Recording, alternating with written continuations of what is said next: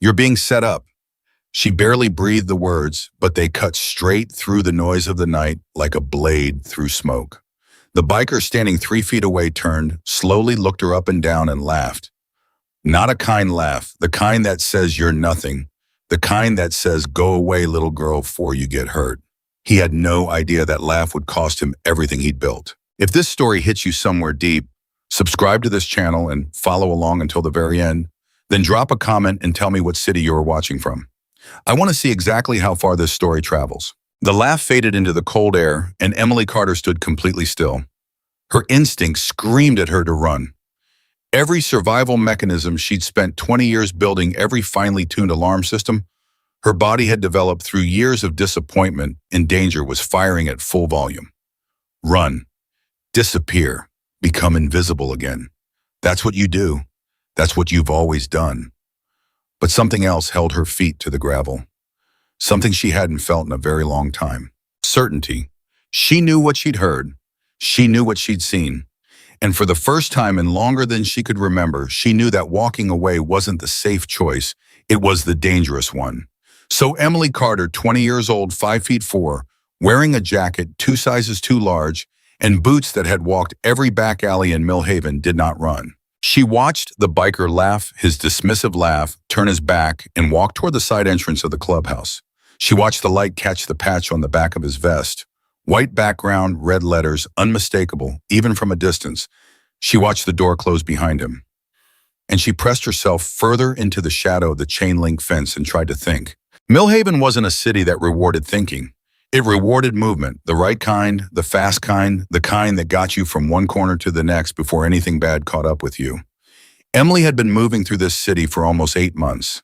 She'd arrived in November with $43 a phone with a cracked screen and a carefully maintained strategy of being forgettable. She slept in places people didn't check. She ate food people didn't want.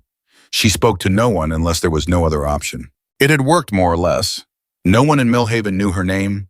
No one knew her face. No one knew that she existed. She had perfected the art of being nothing. But tonight on a Thursday in late June, behind the back lot of a building she'd been using as a cut-through for 2 weeks, the world had decided to remind her that nothing is permanent, not even invisibility. She had been moving through the lot at roughly 11:15, following the gap between the fence and the row of motorcycles parked along the back wall when she heard voices. That wasn't unusual.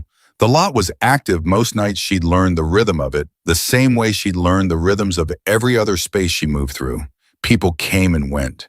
There was noise, sometimes laughter, sometimes shouting. She moved through it the way water moves through cracks, quietly, without impact. But these voices were different. 2 of them, low, close, not coming from inside the building, coming from the narrow gap between the rear wall and the alley that ran behind the block. She had almost kept walking. Almost. But one of the voices said something that stopped her cold. "The drop is set for Friday. They won't find it before the raid." And the second voice said, "And the girl?" And the first voice said, "She's already in position. She just doesn't know it." Emily had stood perfectly still for 6 full seconds. She counted them with her back against the metal fence and her heart slamming against her ribs so hard she was certain they could hear it. She's already in position. She just doesn't know it. She didn't know if they were talking about her. The rational part of her brain insisted they weren't. There were 1,000 women in Millhaven. There was no reason, no logic, no sensible explanation for why 2 strangers behind a motorcycle clubhouse would be talking about her specifically. But her gut, that ancient wordless thing that had kept her alive through circumstances she still couldn't describe out loud, her gut said something different. Her gut said move. Slowly. Now she moved. She got maybe 15 feet down the fence line when she heard the crack of the back door opening and a single figure stepped out into the lot. Not one of the voices from the alley. Someone else. A man in his mid-30s, she guessed, in dark jeans and a light jacket that was too clean for this part of the city. He walked with his head down, moving fast like someone who wanted to complete a transaction and leave. Emily watched him from the shadow of a parked truck. He walked directly to the gap between 2 motorcycles at the end of the row, a gap she had walked past herself 30 seconds ago, crouched down and placed something on the ground. Small, wrapped in plastic, dark. He stood up. He looked left and right. His eyes passed over the shadow where Emily was standing without slowing. Then he walked to the alley and he was gone. Emily waited 30 seconds. Then she walked to the gap between the motorcycles and looked at what he had left. She didn't pick it up. She crouched down and looked at it in the thin light coming from the building's exterior fixture, and she understood immediately what it was. She understood with a horrible cold clarity that settled over her like something physical.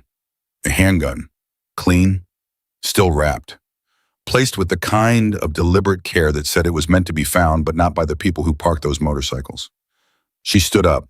That was the moment she started talking to herself, not out loud.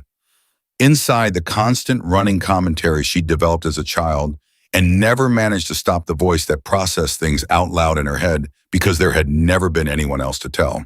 Okay, the voice said. Okay, someone just planted a weapon behind a motorcycle club, which probably means someone is trying to get that club raided, which means someone is trying to destroy them, which means this is not your problem. Walk away, Em. You are 20 years old and you have $41, and you have survived this long by not being involved in things that don't involve you. Walk away. She almost did. And then the back door of the clubhouse opened again, and the biker who had laughed stepped out. He was big not in a cartoonish way, but in the way of a man who had worked hard his entire life and whose body had kept score. Somewhere in his 50s, she thought. Gray hair, gray beard, trimmed close. A sleeveless leather vest that had seen more than she probably wanted to know about. Arms covered in ink that she couldn't read from where she was standing. He pulled out a cigarette. He lit it. He stared at the back lot with the expression of a man who had been thinking about something for a long time and hadn't resolved it yet. Emily stood in the shadow of the truck and stared at the wrapped gun on the ground 5 feet away from her veranda. And she made a decision that she knew even in the moment of making it was going to change everything. She stepped out of the shadow. She said, "Hey." The biker looked at her without alarm. He was not a man who was easily alarmed. She could tell that immediately. He looked at her the way you look at a stray cat, curious, slightly wary, mostly just registering the existence of a thing that wasn't expected. "You're not supposed to be back here," he said. "I know," Emily said, "but you need to look at something." He took a drag of the cigarette. He didn't move. "Do I?" "Yes." She pointed at the gap between the motorcycles. "Down there, between those two. Someone just put something there. A man in a light jacket. He came from the alley." The biker looked at her for a moment. He looked at the gap between the bikes. He looked back at her. "Kid," he said, "I don't know what you think you saw, but you're being set up," she said. The words came out quiet and flat, the way she said most things, without inflection, without drama, because drama had a cost she'd learned not to pay. She said it the way you say the weather. The biker stared at her, and then he laughed. It was exactly the kind of laugh she'd expected, and she didn't let it move her because she had been laughed at by people who had far more power to back it up than this man did, and she was still here. "Go home," he said. "I don't have one," she said. "Look at the gap, then tell me I'm wrong." Something in her voice landed. She didn't know what it was. The flatness of it, maybe, or the fact that she didn't escalate, didn't argue, didn't flinch when he laughed. Whatever it was, something shifted in his face. Not trust, not even curiosity. More like the basic mechanical response of a careful person to an anomaly that didn't resolve itself the way it was supposed to. He walked to the gap between the motorcycles. He looked down. The laugh was gone. He crouched down and looked at it without touching it. She noted that, filed it away, and when he stood up, he turned to face her with an entirely different expression than the one he'd had 30 seconds ago. "Don't move," he said. "I wasn't planning on it," she said. He went back inside. Emily stood in the cold air and considered the very real possibility that she had just made the worst decision of her life. Then she thought about the voice in the alley. She's already in position. She just doesn't know it. And she thought that maybe the worst decision was the one she'd almost made, which was walking away. The door opened again and 2 more men came out. Neither of them looked at her the way the first man had. These 2 looked at her like she was a problem that needed to be categorized. One of them was younger, late 30s, heavy build, a red beard, and the kind of jaw that suggested he'd used it to absorb punishment at some point in his life. The other was older than the first biker, lean, watchful, with reading glasses pushed up on his forehead like he'd forgotten they were there. "She's the one that flagged it," the younger one said. "She is," said the first man, Who are you? The younger one asked her. Emily. Emily, what? She hesitated for exactly 1 second. Carter. You live around here? Not exactly. What does that mean? It means not exactly. The older man with the glasses studied her. You saw someone place it? Yes. Describe him. She did. Clean jacket, too clean for the neighborhood. Mid-30s, dark jeans, moved fast head down like someone on a schedule. Came out the back door of the clubhouse, the one they were standing in front of, crossed to the gap, placed the item left through the alley. She laid it out the way she'd been laying out information her entire life, which was clearly and without decoration, because decoration cost time, and time had always been something she had too little of. The three men exchanged a look. The back door, the younger one said. He came through the back door. Yes. That door is supposed to be locked. I can't help you with that, Emily said. I'm just telling you what I saw. Another look passed between them. Longer this time. The first man, the one who had laughed, looked at her with something that was not quite an apology, but was in the general direction of one. Come inside, he said. Is that a good idea for me? She asked. Probably not, he said. Come in anyway. The inside of the clubhouse was nothing like what she'd imagined, which was almost nothing, because Emily made a practice of not imagining things before she encountered them. Imagination was a luxury that ate time and energy she couldn't afford. She'd known it was a building. She'd known people gathered in it. Beyond that, she'd kept her mind blank. The reality was a large main room, warm loud with a television nobody was watching, smelling of cigarette smoke, and something cooking in a back room. Tables, chairs, the kind of furniture that was chosen for durability rather than appearance. A bar along one wall that wasn't really a bar, but functioned as one. Photographs on the walls framed patches objects whose significance she couldn't read. And men, 8 of them at least, not counting the 3 who had come outside. All of them looked up when she walked in. Emily kept her face neutral and her eyes moving, cataloging exits the way she always did in unfamiliar spaces. 2 doors she could see, one behind the bar, one on the far wall. Everybody settle, the first man said. His voice wasn't loud, but it carried. The room adjusted. We have a situation, he explained. Briefly, efficiently, the way people explain things when they're used to explaining things to people who need information and not narrative. What she'd seen, what they'd found. The back door. The room was quiet when he finished. A man at the far table said, she could be part of it. I'm aware, the first man said. He looked at Emily. Are you part of what? She said. Of whoever planted it? No. You got any reason we should believe that? She thought about it honestly. No, she said. I don't. I'm a stranger who appeared behind your building and told you someone planted a weapon. You have no reason to trust me. I understand that. Then why'd you come forward? The red-bearded man asked. He sounded genuinely curious, not hostile. Because they said I was already in position, she said. And I didn't know what that meant, and I still don't, not exactly, but it didn't sound good for me. Silence. Say that again, the first man said. She said it again. The exact words as close as she could remember them. The drop is set for Friday. They won't find it before the raid. And the girl, she's already in position. She just doesn't know it. The room got very quiet in a different way than it had been quiet before. The first man looked at the older one with the glasses. The older man took the glasses off his forehead and turned them in his hands slowly, the way people handle objects when they're thinking and need something to do with their hands. Raid, the older man said. That's what I heard, Emily said. You're sure about that word? I'm sure. He put the glasses on. He looked at Emily with an expression she couldn't fully read. Not suspicion anymore, but something more complicated than that. Calculation, maybe? Assessment.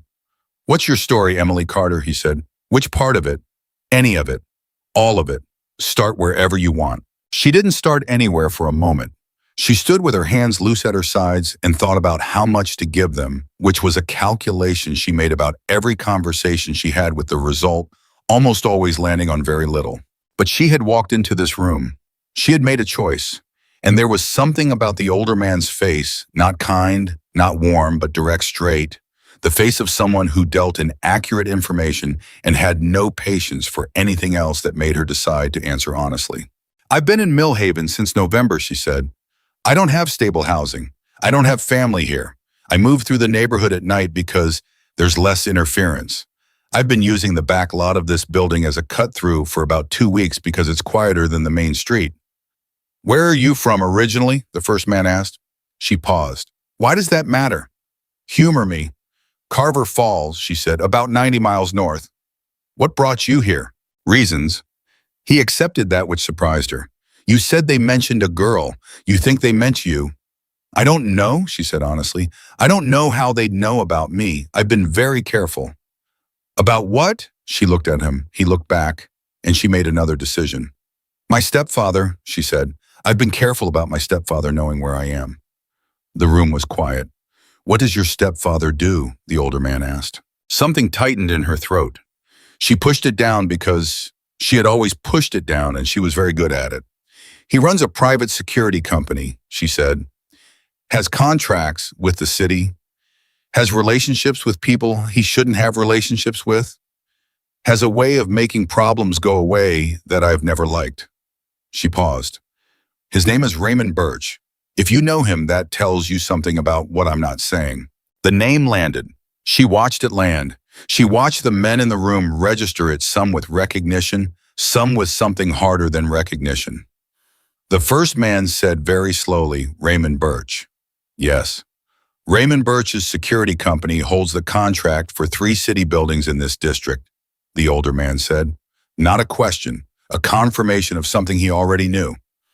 Yes, Emily said, he does. The first man looked at the ceiling for a moment, then he looked at her. And the expression on his face was no longer anything close to the dismissive laugh he'd started the night with. It was something she hadn't expected to see on a face like his. It looked almost like anger on her behalf. Sit down, he said, please. She sat. His name, she found out, was Decker. Just Decker.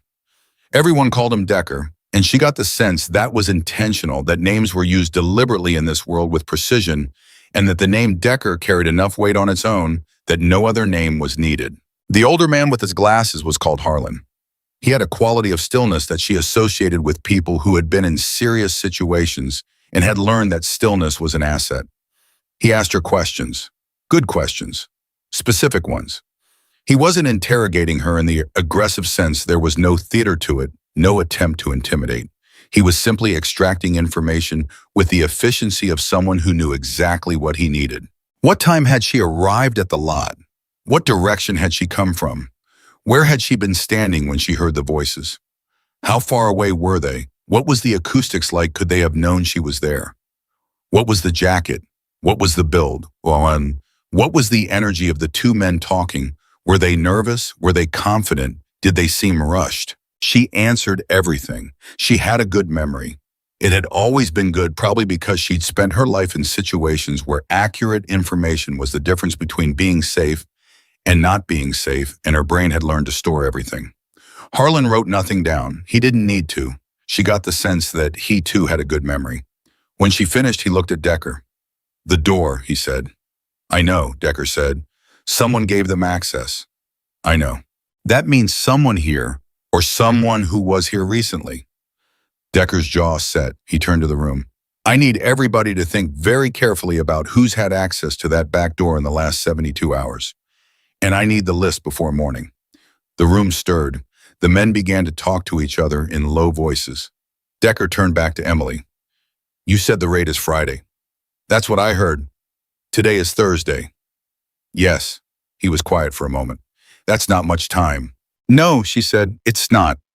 He studied her. He had the kind of eyes that process things quickly without revealing the processing, a useful skill she thought in someone whose job it was to assess people in situations. Why didn't you just walk away, he said. You could have. You probably should have. She thought about the real answer, which was complicated and tangled up in things she didn't want to explain. Then she thought about the simple answer, which was accurate but not complete. She gave him the simple answer. Because I heard my name, she said, or something that might have been my name. And I decided a long time ago that I was done letting other people determine what happens to me without my knowledge. Decker was quiet. Then, fair enough. Harlan found her a chair in the corner that was slightly removed from the main activity of the room, And he brought her a cup of coffee without asking if she wanted one, which she appreciated because she did want one, but she would never have asked. She sat and she watched. She watched Decker move through the room with a controlled urgency that never tipped into panic. She watched Harlan make 2 phone calls from a cell phone he kept in his shirt pocket, speaking in a low voice, never raising it, never showing anything on his face. She watched the other men process what they had been told, some with anger, some with the particular flat calm of people who had experience with threats and had learned to run hot internally while staying cool externally. She watched all of it and she cataloged it and she thought, the weapon was the centerpiece. A planted weapon behind a motorcycle clubhouse with a known reputation that was the kind of thing that didn't require a lot of interpretation. Raid the location, find the weapon, arrest the membership, seize assets, drag the organization through a legal process that would drain it of money and reputation regardless of the eventual outcome. It was a clean play, brutal, but clean. But the voices in the alley had said the girl's already in position. She turned that phrase over and over like a stone she was trying to find the weight of. Already in position. Position for what? She thought about the back door that was supposed to be locked. She thought about the man in the clean jacket who had come through that door. She thought about the fact that someone with access to that door had been complicit in this, which meant someone in this building or someone connected to this building was feeding information to whoever was orchestrating the setup. And then she thought about Raymond Birch, her stepfather, the man she'd spent 2 years avoiding, the man she'd spent 8 months hiding from in a city 90 miles from where she'd grown up, surviving on whatever she could find, staying invisible, staying quiet, staying gone. She hadn't told them the full story yet. She'd given them his name. She'd given them his business. She hadn't given them the rest, because the rest was harder. The rest was the part she didn't talk about, not to anyone, not ever, because talking about it made it real in a way that was harder to manage than the reality of it. Harlan sat down across from her. The name you gave us, he said quietly. Birch, you said he has city contracts. Yes. How close is he to the district council? She looked at her coffee. Very close. He's been running a private security operation for 6 years. He's embedded. Knows the right people, donates to the right campaigns. She paused. He's running one now. Running what? A campaign. There's a city council seat up in September. He has a candidate, someone he's been backing financially. Harlan was very still. Who? A man named Daniel Foss. Have you heard of him? She watched his face carefully. She saw something move across it, not surprise exactly, more like confirmation. We've heard of him, Harlan said. He's been talking about urban renewal in this district, she said. Has been for about a year. Lots of public statements about cleaning up certain areas, making the district more attractive to development. This area specifically, this block specifically, she said. There's a land value on this property that the market hasn't caught up to yet. The clubhouse sits on it. Raymond has been, I overheard things before I left. He was very interested in this specific address. The silence between them had a weight to it. You left when? Harlan asked. November, I told you. Before or after he started talking about this address? She looked up at him. After. His expression didn't change, but something shifted behind his eyes. He was putting something together. She was letting him do it. Is there a reason, he said slowly, that Raymond Birch would want you specifically in this neighborhood? And there it was, the question she'd been turning around the edges of since the moment she'd heard those words in the alley. She's already in position. She just doesn't know it. I don't know, she said.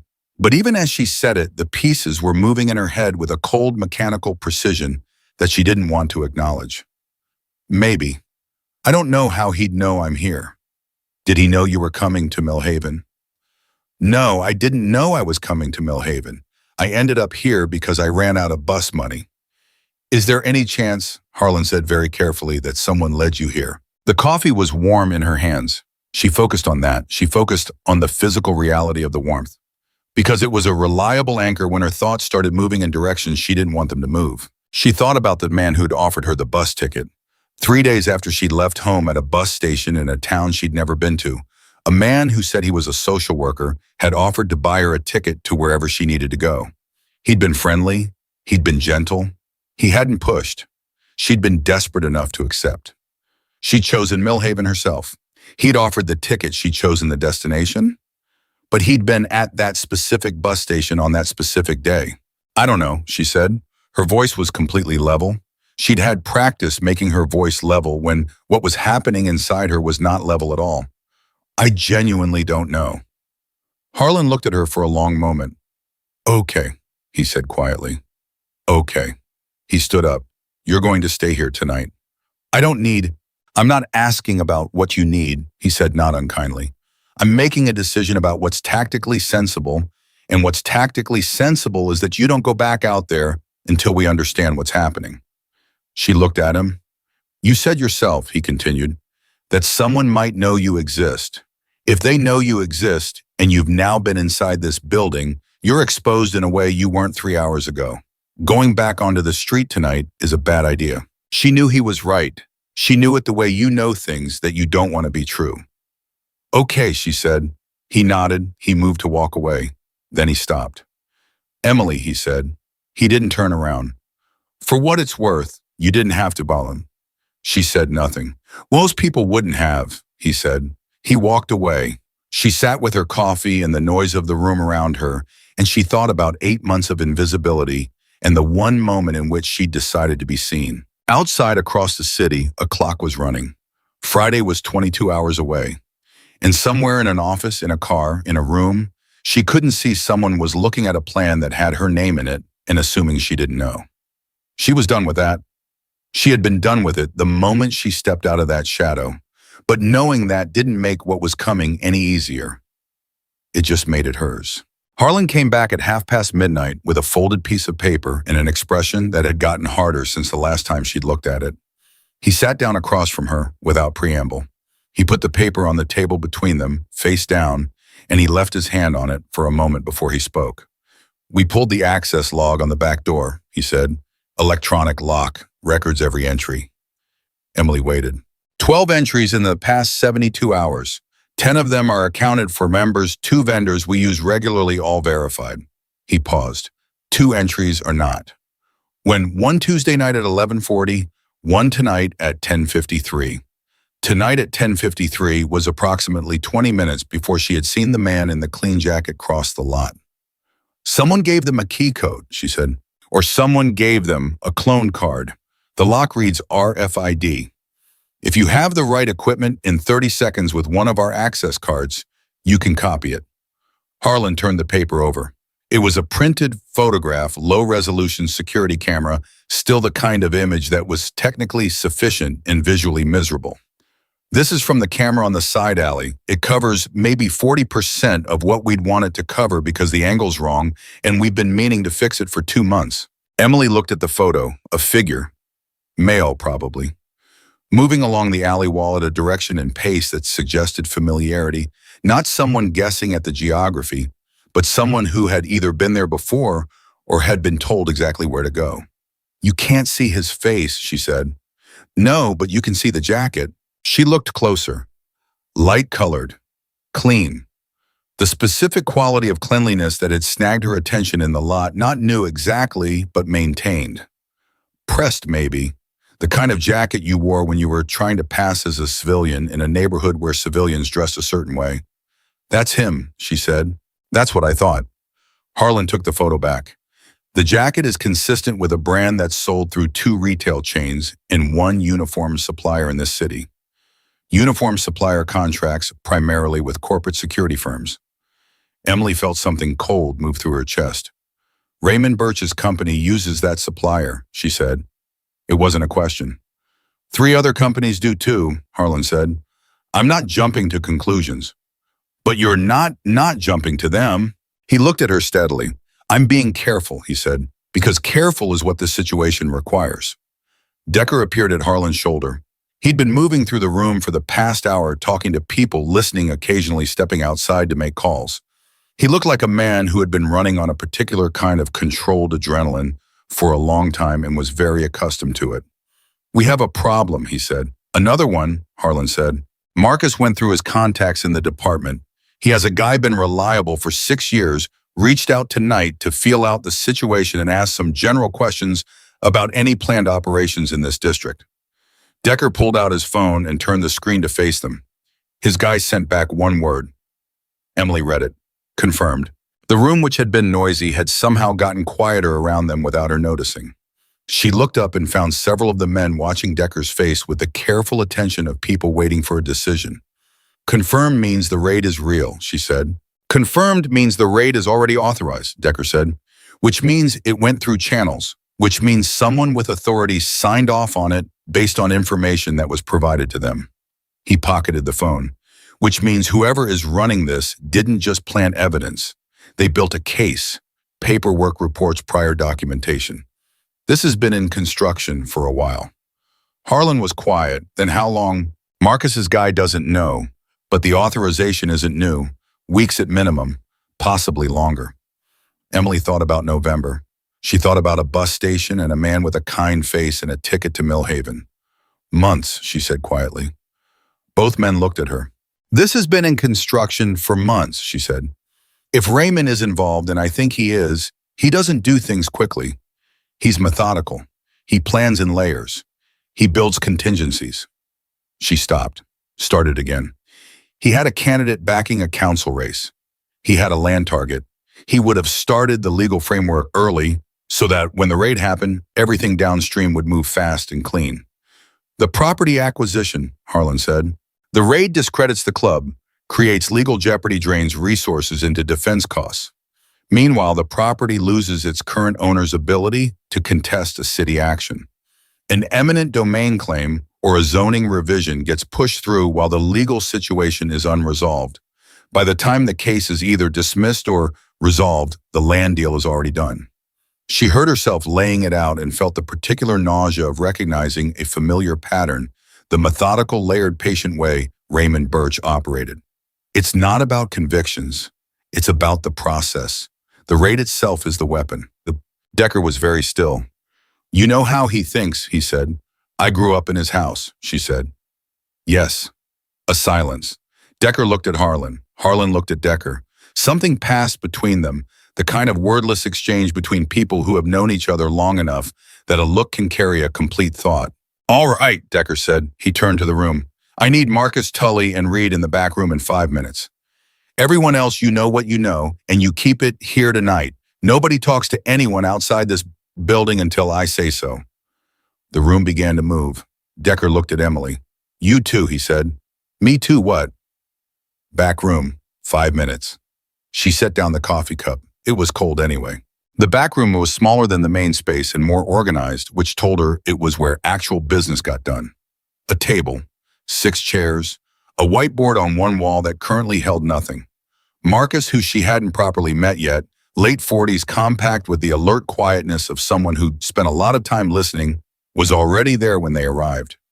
Reed came in behind Emily, tall, younger than she expected, with a serious face that probably made him look older than he was. Tully was last heavy-set, deliberate in his movements, the kind of man who took up space in a room not through aggression, but through sheer solidity. Decker closed the door. Here's where we are, he said. We have a raid coming in less than 22 hours. We have planted evidence we haven't touched yet because we need to document it properly before we do. We have an internal breach, someone with or formerly with access to our security codes. And we have a civilian in the room who appears to have more direct knowledge of the people running this operation than anyone else we can reach tonight. He looked at Emily. I'm going to ask you some questions, and I need you to be completely honest, including about things you'd rather not say. Can you do that, Em? Yes, she said. If it turns out you're connected to this in a way that isn't what you've told us, it will go badly for you. I understand. I'm not threatening you. I'm informing you. I know the difference, she said. Ask. Decker sat down. He folded his hands on the table and he asked. He asked about Raymond Birch's operation with a level of specificity that told her he'd either done preliminary research in the last hour or he already knew more than he'd indicated. She answered everything. She told him about the security company, Birch Integrated Solutions, 12 employees plus contractors, city contracts covering 3 municipal buildings and 2 public parking structures. She told him about the connections to the Foss campaign, the fundraisers she'd attended as a teenager, before she understood what she was in the middle of the conversation she'd overheard, that she hadn't known how to interpret at the time, and had spent years interpreting in retrospect. She told him about the man named Gary Whelan, who worked for the city's district planning office and had been a dinner guest at Raymond's house 4 times in the year before she left. At the mention of Whelan's name, Marcus said, "Whelan handles zoning variance applications for the 4th District." Emily looked at him. "I know who he is," Marcus said. "He pushed through a variance on a commercial property on Carver Street 18 months ago that nobody in the neighborhood understood. Changed the zoning classification in a way that benefited a development group that nobody had heard of before and nobody has heard of since." "A shell," Harlan said. "Almost certainly," Marcus said. "We never pursued it because it wasn't our business. Now I'm thinking we should have been more curious." "Raymond uses shells," Emily said. "He has at least 3 that I know of from things I heard.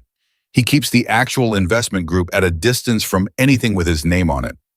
"So if we trace the land interest on this property," Reed said slowly, "we're going to find a company name that means nothing.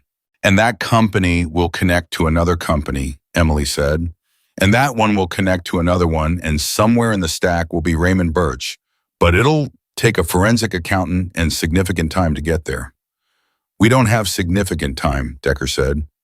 "No," she agreed. "You don't." Tully, who had been quiet until now, leaned forward. "Then what do we do with the 22 hours we have?" The room looked at Decker. Decker looked at the whiteboard. "We don't fight the raid," he said. "We make the raid irrelevant." The silence that followed was the kind that meant people were processing rather than objecting. "Explain," Harlan said. "If we fight it lawyer up, go defensive contest the warrant, we're inside their timeline. We're reacting. They control the pace." Decker stood up and went to the whiteboard. "We need to get ahead of it. We need to put information in front of people who can act on it before Friday morning in a way that creates a problem for the people running this that is bigger than the problem they're trying to create for us." "Who do we trust?" Marcus asked. "That's the right question." Decker turned from the whiteboard. "We don't trust anyone in the department right now. The authorization came from inside the system, which means the infection point is somewhere in the chain. We go to the department, we're potentially walking the information straight back to the people who need to contain it." "Media," Reed said. "Too slow and too risky without something concrete to give them. We put a reporter on this without hard evidence, and we end up looking like we're running a counter-narrative against a legitimate investigation." Decker shook his head. "We need the evidence first." "So we start with the shell company," Harlan said. "We start with the shell company. Marcus, I need you to find someone who can do the financial trace quickly and isn't connected to anyone in this situation." He looked at Emily. "Is there anything, anything at all that would shorten the trace? A name, a filing a bank, anything that gets us closer, faster?"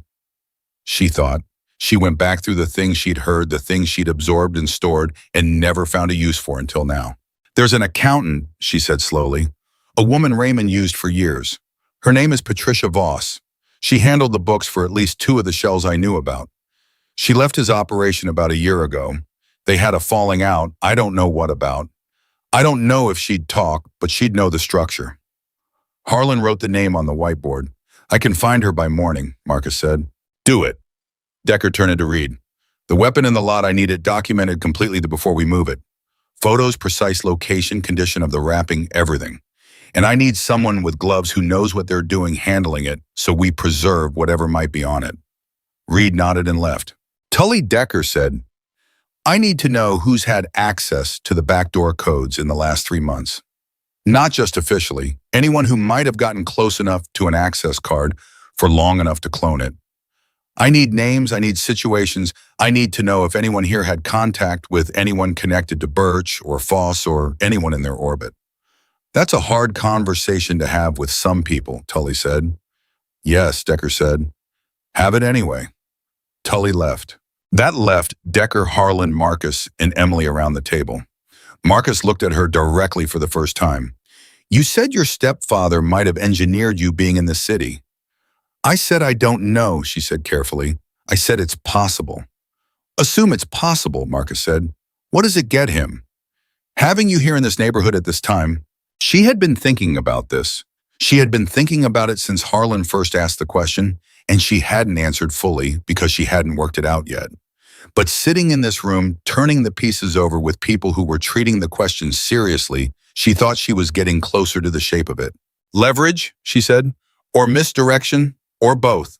She looked at her hands. If something goes wrong with the setup, if the weapon gets found too early, or the raid gets contested, he needs a story. He needs a reason why there's evidence behind this building that didn't come from his people. She stopped, started again.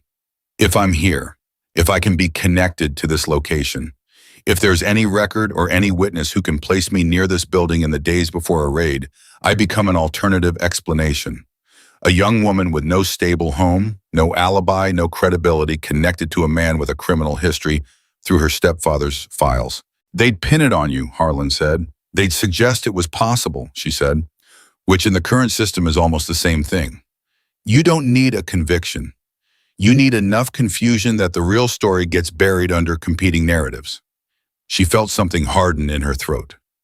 He's very good at competing narratives. The room was quiet. Marcus said very quietly, "How long did you live with him?" "From when I was 9 to when I was 18, she said. "Then I left. Came back when I had nowhere else. Left again in November for good." "And in all that time," Janya, Marcus said, "he never did. He never touched me," she said. "He's not that kind of dangerous. He's the other kind." She paused. "The kind that makes you feel like the walls are moving closer every day and you can never prove it because nothing he does would show up on a police report." Nobody said anything. Then Decker said, "He's not going to use you as a fall guy, not while you're in this building." She looked at him. "That's not a promise I'm making lightly," he said. "I'm making it because it's the truth. You came to us. You told us. That changes what we owe you." She had heard people say things like that before. She had learned over 20 years to measure the gap between what people said and what they did, and never assume the gap was smaller than it actually was. But Decker said it in the same tone he said everything level undecorated, with the quality of someone who didn't distinguish between a statement and a commitment. She believed him. She wasn't entirely comfortable with how much she believed him. "What do you need me to do?" she asked. "For now," he said, "I need you to write down everything you know about Raymond Birch's operation. Everything. Structure of the company, names of associates, properties you know of anyone connected to the Foss campaign that you can identify, dates if you have them, details." He slid a legal pad across the table toward her. "Don't edit. Don't decide what's relevant. Write everything and let us figure out what matters." She picked up the pen. She started writing. She wrote for 45 minutes. The room around her shifted and moved. Men came in, spoke to Decker or Harlan in low voices, left again. Information moved through the space in the compressed, efficient way of people who were used to managing crisis and had eliminated all the unnecessary steps. She kept writing. She wrote down things she hadn't thought about in months. She wrote down the name of the shell company she'd heard Raymond mention on the phone 3 years ago, Meridian Capital Partners. She wrote down Gary Whelan's cell number, which she'd memorized from a paper she shouldn't have been looking at when she was 17. She wrote down the name of the law firm Raymond used for everything that needed a law firm, and the name of the specific partner he dealt with, and the address of the office building, and the floor number, because she had been there twice and her brain had retained it the way her brain retained everything she'd ever needed and couldn't afford to forget. When she finished, the legal pad had 11 pages. She put down the pen. Harlan, who had apparently been watching her work for the last 20 minutes without her noticing, said, "That's a significant amount of detail." "I have a good memory," she said. "How good?" "If I've heard something once in a quiet room, I can usually reproduce it accurately." He looked at the legal pad. "That's going to matter." "I know." He picked up the pad and scanned the first page with the reading glasses on. His expression changed on the third line. A small change, but she caught it. "Meridian Capital Partners," he said. "Yes." "I've seen that name." "Where?" He set the pad down. He looked at Marcus. "The Carver Street variants, the development group." Marcus went still. "Meridian."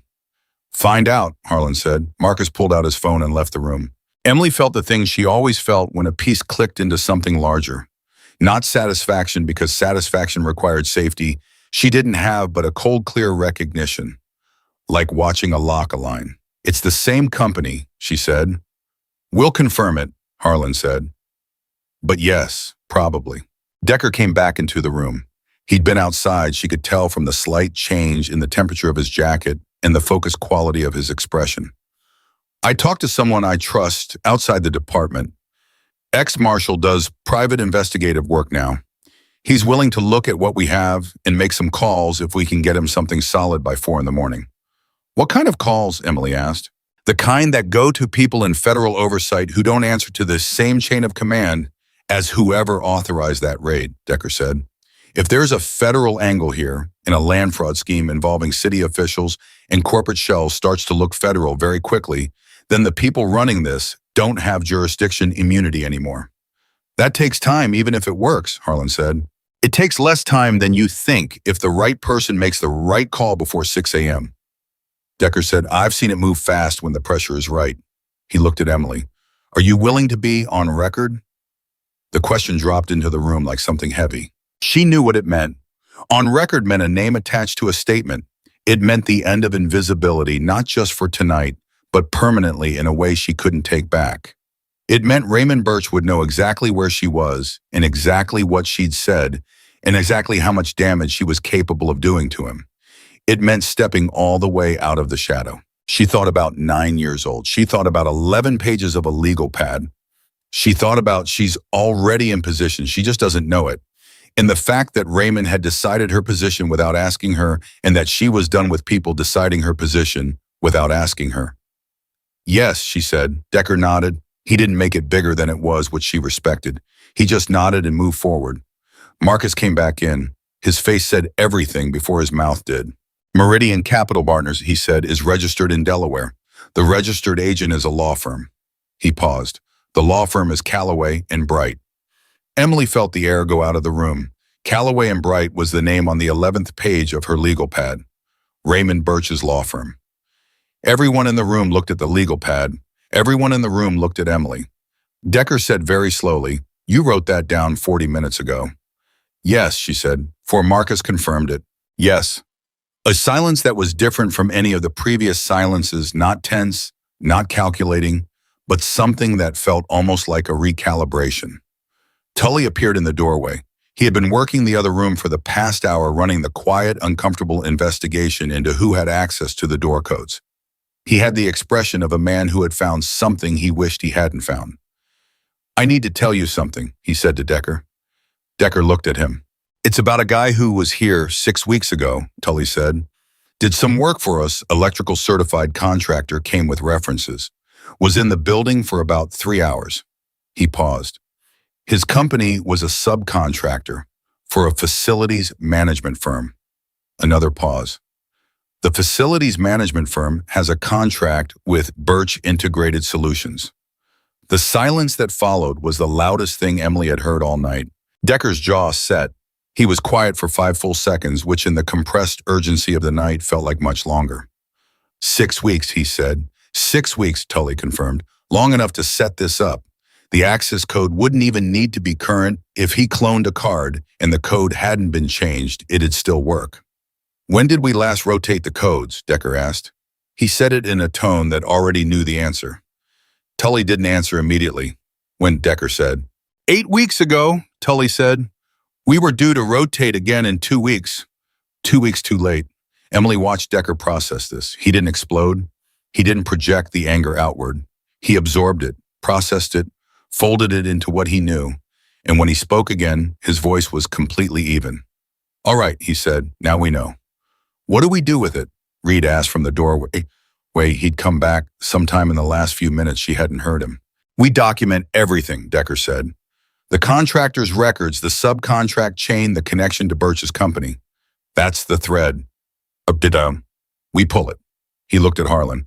Can your contact at the forensic level get into the financial structure of the subcontract chain by 3 a.m.? If I give him what Emily wrote, probably, Harlan said. She's already mapped most of the upper layer. Then that's what we do. Decker looked around the room. I need everyone moving. Nobody sleeps tonight. He looked at Emily last. You good?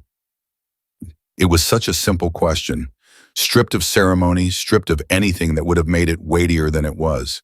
Are you good? The way you'd ask someone at the start of a long drive. She thought about 20 years of being not good, of managing not good so effectively that nobody ever noticed. Yeah, she said, I'm good. She picked up the pen. She started writing again. Outside, a clock was running. Somewhere in the city, a man who had spent months building a trap was asleep in a bed with clean sheets, confident in a plan he believed was sealed. He did not know that the girl he'd placed in position had found her way to the one room in Millhaven where somebody was paying attention. He did not know that his carefully constructed wall of shells and subcontracts and political relationships was at this precise moment being mapped out on a legal pad in handwriting that never wavered. He did not know that the raid he'd built was about to become the most expensive mistake of his life. He was still asleep, and Emily Carter had not slept at all. Marcus came back at 2:47 in the morning with his phone in one hand and the look of a man who had just opened a door he hadn't expected to find unlocked. He didn't sit down. He stood in the doorway of the back room and looked at Decker and said, "Patricia Voss will talk." The room stopped. Emily looked up from the legal pad. She had been adding names, peripheral ones, people she'd seen at Raymond's house whose connections she hadn't been certain of, until she started mapping them against what Marcus had confirmed about Meridian. She had 14 pages now. Her hand ached, but she hadn't stopped because stopping felt like giving something back that she'd only just taken. "She'll talk," Decker repeated. "She said she's been waiting for someone to ask," Marcus said. Those were her exact words. "She's been waiting for someone to ask." He came fully into the room and sat down. "She left Birch's operation 14 months ago. She said she tried to file something with the city ethics board 8 months ago and was told the complaint didn't meet the threshold for investigation." "Someone buried it," Harlan said. "Someone buried it, I said," Marcus agreed. "She doesn't know who specifically, but she has a name. She's been sitting on a contact inside the board who she believes was the point of interference. She wouldn't give it to me on the phone. She'll give it in person." "When?" Decker asked. "She said she can be here by 4. Decker looked at the clock on the wall. 4 was 70 minutes away. "Tell her to come," he said. Marcus stepped out to make the call. Emily set the pen down. She looked at her 14 pages and thought about Patricia Voss, a woman she'd seen twice in Raymond's kitchen, always in a blazer, always with a leather portfolio under her arm, always leaving quickly and without small talk. She had registered her as part of the machinery of Raymond's life without attaching any particular significance to her. Now she understood that Patricia Voss had been the person closest to the financial center of everything Raymond built, and that she had walked away from it, and that she had tried to report it, and that someone had made sure the report went nowhere. "She's brave," Emily said. Harlan looked at her. "Coming here," Emily said, "at 4 in the morning, knowing what she knows about how Raymond operates." She paused. "That takes something." "It does," Harlan said. He looked at her with an expression that was almost a mirror, the recognition of one person who understood a specific kind of courage looking at another. "So does what you did tonight." She didn't respond to that. She picked up the pen and kept writing. Reed came in at 3:10 with photographs. He'd documented the weapon exactly as Decker had instructed, precise location, condition of the wrapping, the specific angle of placement, the gap between the 2 motorcycles, the distance from the building's rear wall. He had also found something she hadn't. "There's a second point of interest," Reed said. He put a photograph on the table. 3 feet from where the weapon was placed, pressed against the underside of the rear fender of the bike closest to the wall. You'd miss it completely unless you were looking at ground level from exactly the right angle. Emily looked at the photograph, small, flat, electronic. "Tracking device," Harlan said. "That's what I think," Reed said. "Not the weapons for finding. The weapon is for the raid. This is for something else," he paused. "This is for knowing when someone finds the weapon." The room got very quiet. "They'd know immediately," Emily said. "The moment anyone moved the gun, disturbed the area, they'd get an alert. They'd know the weapon had been discovered." "Which means they'd also know," Decker said slowly, "if we found it early, if we weren't supposed to find it until the raid." "They might already know," Marcus said from the doorway. He'd come back in without anyone noticing. "If the device transmitted when Reed was photographing it." "It didn't," Reed said. "I didn't touch it. I photographed it from a distance using a zoom. If it has a motion trigger, it wasn't disturbed." Decker exhaled. "We leave it exactly where it is. We don't touch it. We don't go near it. They need to believe they still have the element of surprise." He looked around the room. "Nobody goes in that back lot again tonight. And we kill the exterior light on the rear wall, make it look like a burned bulb, nothing unusual." "If they're watching the device," Emily said, "they might also be watching the building physically." "I know," Decker said. which means we keep activity here looking normal. Same lights on that are usually on at this hour. Same number of bikes in the lot. He looked at Reed. Can you check the lot count against what's usually parked overnight? On it, Reed said and left. Emily stood up. Her back ached from the angle she'd been sitting at, and when she stood, the ache spread up between her shoulder blades in a way that reminded her she had not slept and had been running on cold coffee and the specific energy of a situation that hadn't given her room to stop. She moved to the corner and stretched quietly without drawing attention, and she thought about tracking devices and people watching and the man in the clean jacket who had placed both items with the care of someone following instructions to the letter. He hadn't been improvising. Every piece of this was pre-planned, pre-positioned, pre-authorized.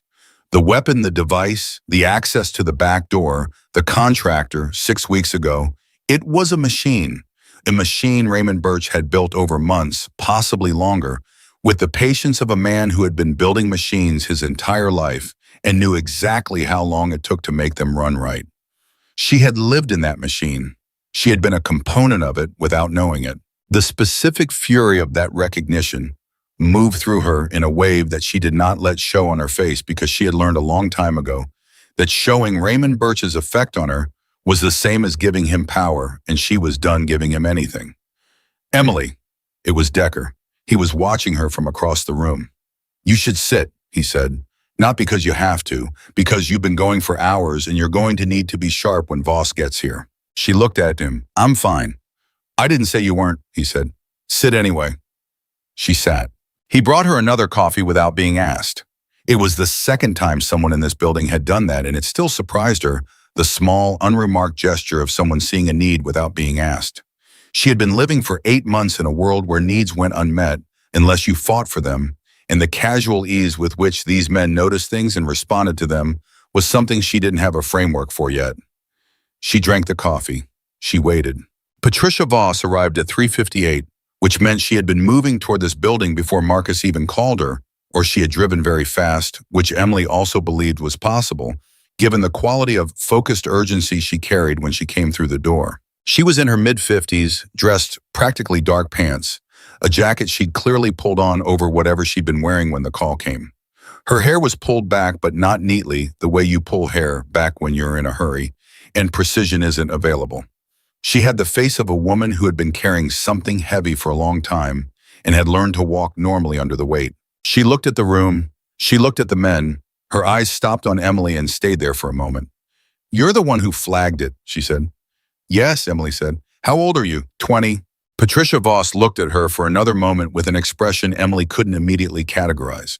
Then she looked at Decker. I have documents, she said, physical copies. I've been keeping them at my sister's house because I didn't trust my own home after the ethics board complaint went nowhere. She put a flat portfolio case on the table. Everything in here is original or certified copy. Bank records, transfer records, corporate filings, and 3 years of financial statements for entities I personally prepared the books for while I worked for Raymond Birch. Harlan reached for the portfolio. Wait, Patricia said. She looked at him directly. I need to know something first. I need to know what happens to this information. Because I tried the official route, and the official route was blocked. If I put this in front of you, and it goes the same way, I've exposed myself for nothing. We have a contact, Decker said. Well, federal oversight, not local, not connected to the department here. How confident are you in that contact? Confident enough that I'm talking to him at 5 a.m., Decker said. Patricia looked at him for a long moment. Okay, she said. She pushed the portfolio toward Harlan. Start with the third tab. That's Meridian Capital Partners. Harlan opened it. He found the third tab. He started reading. The room was so quiet that Emily could hear the specific quality of Harlan's breathing change as he went through the first page. This is a complete transaction record, he said. For the past 3 years, Patricia said. Meridian was the cleanest of the shells, the one Raymond was most careful with because it was the one attached to the real estate strategy. He had 2 other entities that were dirtier, used for smaller operations. But Meridian was the long play. She sat down. The property on the block where this building stands was identified as a target approximately 18 months ago. The financial positioning around it started 14 months ago. I left the operation 2 months after that positioning started because I understood what I was being asked to prepare, and I wasn't willing to do it. What specifically were you being asked to prepare? Harlan asked without looking up from the documents. Projected acquisition cost models that assumed the current primary property holder would be unable to contest a city action. Patricia said, the models had a timeline. The timeline assumed legal jeopardy for the holder beginning in the second quarter of this year. The second quarter of this year, which they were in now. The raid was in the model, Emily said. The raid was in the model, Patricia confirmed. She looked at Emily, not by name, but there was a triggering event assumed in the timeline, a legal situation that would arise and create the window for the city action. She paused. I didn't know it was going to be a planted weapon in a staged raid. I knew there was a plan to create legal jeopardy. I didn't know the mechanism. But you knew it was coming, Decker said. Yes. She said it without flinching. And I reported it, and the report went nowhere, and I have spent 8 months not sleeping properly because of it. She looked at her hands. I should have done more. I know that. I did what I thought I could do, and it wasn't enough. Nobody in the room judged her for it. Emily watched their faces, and nobody judged her. Harlan reached a page in the portfolio and stopped. He read it twice. He put it on the table face up and pushed it toward Decker without saying a word. Decker read it. His expression did something that was not quite anything Emily could name, a compression of the jaw, a stillness behind the eyes that came from a man absorbing something genuinely unexpected after a night of things he'd thought he was prepared for. He slid it to Emily. She read it. The document was a bank transfer record. Meridian Capital Partners sending institution. The receiving institution was a numbered account. The transfer amount was $47,000. The transfer date was 9 weeks ago. The receiving account holder referenced in a note field that should probably have been left blank was listed as a routing descriptor she didn't immediately recognize. What is that? She asked, pointing at the routing descriptor. That's a payroll processing code, Patricia said. I recognize the format. It's used by a specific payroll management company that handles accounts for public sector employees. Public sector, Emily said. Law enforcement primarily, Patricia said. The silence in the room had a different texture now. Not the silence of people processing information, but the silence of people confronting something they'd suspected without wanting to confirm. Someone in the department, Decker said. Someone in the department received $47,000 from a shell company controlled by Raymond Birch 9 weeks ago, Harlan said. 9 weeks ago is approximately when a raid authorization would have needed to begin moving through channels. The math was ugly and part was simple, and everyone in the room understood it at the same moment. He bought the authorization, Emily said. He bought the authorization, Decker said. Tully, standing in this doorway, said very quietly, we need that account identified before 5 a.m. Marcus, Decker said. I heard, Marcus said. He was already on his phone. Patricia reached into the portfolio and produced another page. I thought you might need this, she said. She put it on the table. That routing code connects to one of 3 payroll accounts I was able to identify when I was still working in the system. I don't know which of the 3, but those are the 3. 3 names. Emily looked at them. She didn't recognize any of them. Harlan did. She could tell because the reading glasses came off and he set them on the table and rubbed the bridge of his nose, which was the first time she'd seen him do anything that looked like the physical expression of something emotional. The second name, he said, Lieutenant Carver. You know him, Decker said. He was the lead on a noise complaint investigation against us 3 years ago, Harlan said. Dragged it out for 6 months. Came to nothing, but it cost us in legal fees and time. I always thought it was more targeted than a noise complaint warranted. He paused. If he's the one who authorized the raid, then he's been on Birch's payroll for longer than 9 weeks, Decker said. The $47,000 is recent. The relationship isn't. The picture was complete now, or complete enough. Emily sat with it and felt the specific weight of a thing, fully understood the entire architecture of it, from the shell companies to the contractor. 6 weeks ago, to the tracking device in the lot, to the man in the clean jacket, to the raid authorization running through a compromised lieutenant. It was one machine, one patient-layered machine that Raymond Birch had been building for over a year, with a land deal at the end of it and a corrupted city system greasing the wheels. And at the center of it, in a role she still didn't fully understand, was her. She said, I need to understand my part in it. The room looked at her. You said the model assumed the current property holder would be unable to contest the city action? She said to Patricia. What creates that inability? What's the mechanism after the raid? Asset seizure during investigation, legal costs, reputational damage affecting the club's ability to organize an effective legal response, Patricia said. Standard procedure in these situations. The raid isn't designed to result in convictions. It's designed to create a window 6 to 18 months of legal chaos during which the city action can move through the system faster than the defense can. And if there's a human element in the setup, Emily said, a person connected to both sides, someone who can be used to explain the presence of the planted evidence as something other than what it is. Then the defense gets muddied, Patricia said slowly. Yes, a competing explanation. Someone who could theoretically have placed the weapon, who was known to be in the area, who has no verifiable alibi and no credibility. She's the insurance policy, Marcus said from the doorway. He said it with the flat specificity of someone naming a thing precisely. Yes, Emily said, that's what I think. I'm not the plan, I'm the backup. If the plan holds, the raid goes forward, the evidence stands, and I'm irrelevant. If something threatens the plan, if the weapon gets found early, if the authorization gets questioned, if anything goes sideways, there's a person in the neighborhood with a complicated history and a connection to Raymond Birch who can be pointed at. Your connection to Birch makes you a suspect rather than a witness, Decker said. Exactly. And he controls the narrative about me. He controls what's in his files, what characterization of me exists in any system he has access to. He can make me look like whatever he needs me to look like. She said it without heat. It was a thing she had known about Raymond Birch for a long time, that he was the kind of man who didn't just control situations.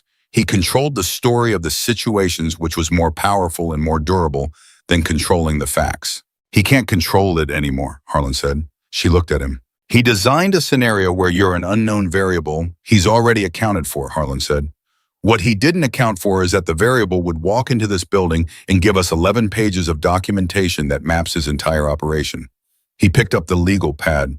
This combined with what Patricia has brought, he doesn't have a story anymore. Or rather, he has a story, but we have a better one and ours is documented. It has to get to the right people before 6 a.m., Emily said. I know, Harlan said.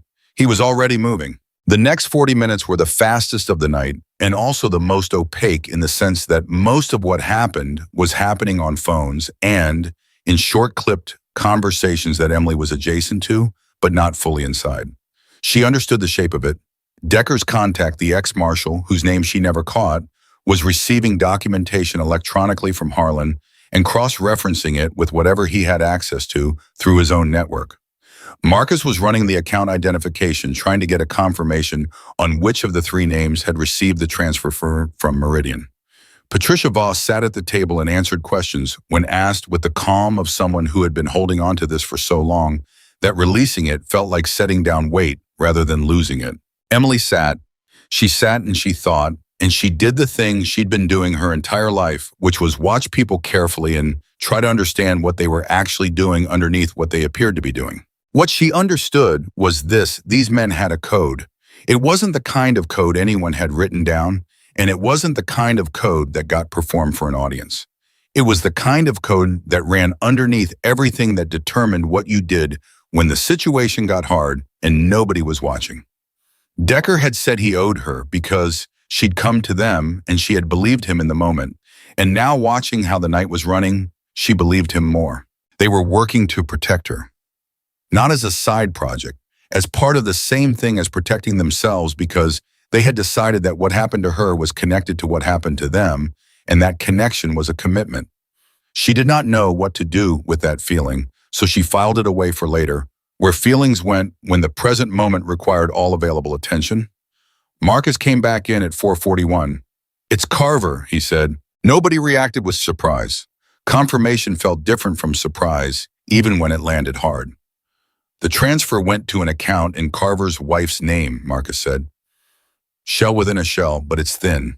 Someone with the right access can trace it in about an hour, and Harlan's contact has the right access. Does the contact have it? Decker asked. He has everything we've sent in the last 2 hours, Marcus said. He's on the phone with someone right now. He said, give him 30 minutes. Decker looked at the clock. 4:41. 30 minutes was 5:11. The raid, if it was coming at dawn, was less than 2 hours away. 30 minutes, Decker said. He said it like a decision. He turned to the room. I need everyone to understand something. Whatever happens in the next 2 hours, whether this works or it doesn't, we handle it without escalating on our end. If that raid comes to this door, we open the door. We cooperate. We do not give anyone a reason to make this about anything other than what it actually is. He looked at each person in turn. The evidence is real. The documentation is real. Patricia is real. Emily is real. That's what we have, and it's enough. We don't need to add anything to it. Nobody objected. One more thing, he said. He looked at Emily. If Carver knows his account has been identified, and that could happen if anyone in the contact chain reports back to him, he might try to move the raid up. Or he might try to add a piece to the setup before it runs. He paused. That piece might be trying to establish your presence near this building on record through a 911 call or a patrol stop or anything that creates an official timestamp of you being here before the raid. He'd manufacture a reason for me to have been here, Emily said. He might try, Decker said. Which is why, as of right now, your presence here is documented on our terms. I'm having Harlan write up a statement of what happened tonight when you arrived, what you said, what you showed us, all of it, time-stamped and signed by 4 members of this club who are willing to put their names on it. 4 people saying I came to warn you, she said. 4 people saying you came to warn us, yes, he said, which is the truth, and which predates anything Carver might try to manufacture. She stared at him. You thought of everything, she said. I'm trying to, he said, not boasting, just honest. I've been in situations where the people around me didn't think far enough ahead. I learned from that. She nodded. She thought about what it meant to have someone thinking ahead on her behalf. She thought about how long it had been since anyone had done that. She thought about the answer to that, which was essentially never, and she put that thought away too. Harlan came in with a single sheet of paper at 5:03. He put it in front of Decker. Decker read it. He passed it to Emily. She read it. It was short, 4 paragraphs, factual, chronological. Emily Carter arrived at the rear of the property at approximately 11:15 p.m. on Thursday, June the and the date. She reported witnessing an individual placing an object in the rear lot. She provided a physical description of the individual and a verbal account of a conversation she had overheard. She voluntarily provided extensive written documentation of her knowledge of individuals and entities she believed to be involved in a coordinated action against this club and its members. The document listed 4 names as witnesses to her arrival and account. At the bottom, a line for her signature. She picked up the pen. She signed it without hesitating. And then Decker's phone rang. He looked at the screen. He answered it. He said nothing for almost 60 seconds, just listened with his jaw set and his eyes on the wall, and then he said, "Understood. How long?" And then, "Thank you."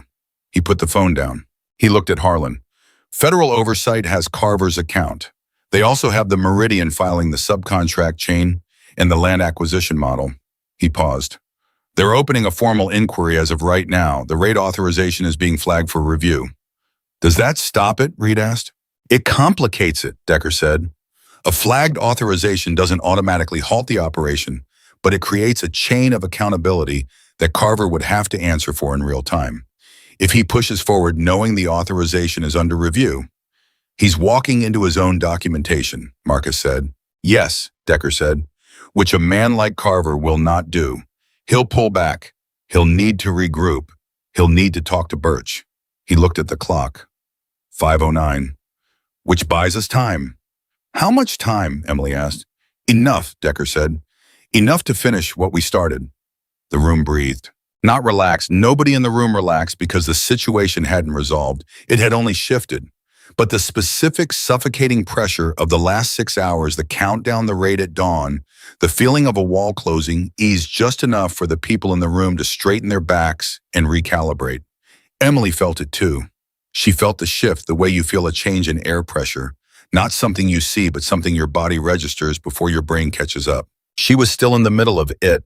The machine Raymond Birch had built was damaged, but it wasn't destroyed, and a man like Raymond didn't react to damage by surrendering.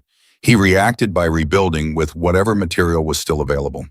The next move was his, and she didn't know what it would be, and not knowing felt like standing in an open field waiting for weather she couldn't predict. But she was in this room. She had signed that paper. 4 people had put their names next to hers. And Patricia Voss across the table was looking at her with the expression of a woman who had spent 14 months carrying something alone and had in the last 2 hours found out she wasn't alone after all. "You're not what I expected," Patricia said quietly.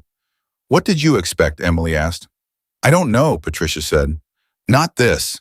She gestured vaguely at the room the night all of it. "I didn't expect this either," Emily said honestly. Patricia almost smiled. "No," she said. "I don't suppose you did." Outside, the sky was beginning to do the thing it did before dawn, not lightning yet, but losing some of its depth, the darkness becoming less absolute. Somewhere across the city, Raymond Birch's phone was about to ring, and everything he thought he'd secured was starting to come apart at the seams. Emily looked at her hands. They were steady. She hadn't noticed until now, but they had been steady all night. She thought that might be the truest thing about who she was, not the invisibility, not the running, not the 8 months of nothing. The hands that stayed steady when everything else was moving. She thought maybe she'd been underestimating herself. She picked up the pen one more time and turned to the last blank page of the legal pad. She wasn't done yet. Decker's phone rang again at 5:23, and this time he stepped out of the room to take the call, which told Emily it was the kind of call that needed space around it. She watched the door close behind him, and she listened to the quality of silence that followed, and she thought about Raymond Birch waking up to a phone call of his own. The particular kind of morning that arrives when you've built something carefully over a long time and the first crack appears in it. She knew what Raymond sounded like when things went wrong. She had heard it twice in her life, and both times it was very quiet, very controlled, and far more frightening than loud. Patricia Voss had fallen asleep in her chair. Emily noticed it gradually, the way her shoulders dropped, the way her breathing changed, the way the portfolio she'd been holding in her lap slipped sideways until Marcus caught it without waking her. 8 months of not sleeping properly, Patricia had said. Whatever she was getting right now, even in a hard chair in a room full of strangers, she had earned completely. Harlan sat at the table with the documents spread in front of him, working through them with the systematic patience of someone who had done this kind of reading before, not scanning, not skimming, but absorbing page by page with the focused attention of a man building an internal map he would be able to navigate in the dark. Marcus had his laptop open and was doing something that involved a lot of short bursts of typing and long pauses of reading, which Emily associated with database searches, the kind where you submit a query and wait, and then read what comes back and decide what to submit next. Reed was by the window, watching the lot, watching the street beyond it. The tracking device was still there undisturbed, and the exterior light was still dark. And from the outside, this building looked the way it always looked, at this hour settled, quiet, unremarkable. Emily filled the last quarter of the legal pad. She wrote everything she could remember about Gary Whelan, not just the cell number, but the specific conversations she'd overheard him having at Raymond's dinner table, the language he used when he talked about zoning classifications, the name of a project he'd mentioned that she'd never understood the significance of until now. She wrote about the Foss campaign in more detail than she'd managed earlier, events she'd seen referenced in emails. She shouldn't have read a donor list she'd photographed on her phone 2 years ago because something about it had felt wrong and she hadn't known what to do with wrong yet. She wrote the phone was long gone, but the list was in her memory and she wrote it out name by name, 41 names, every one she could reconstruct. She was on name 37 when Decker came back. He came in and stood at the head of the table and looked at everyone in the room and said, "The raid is postponed."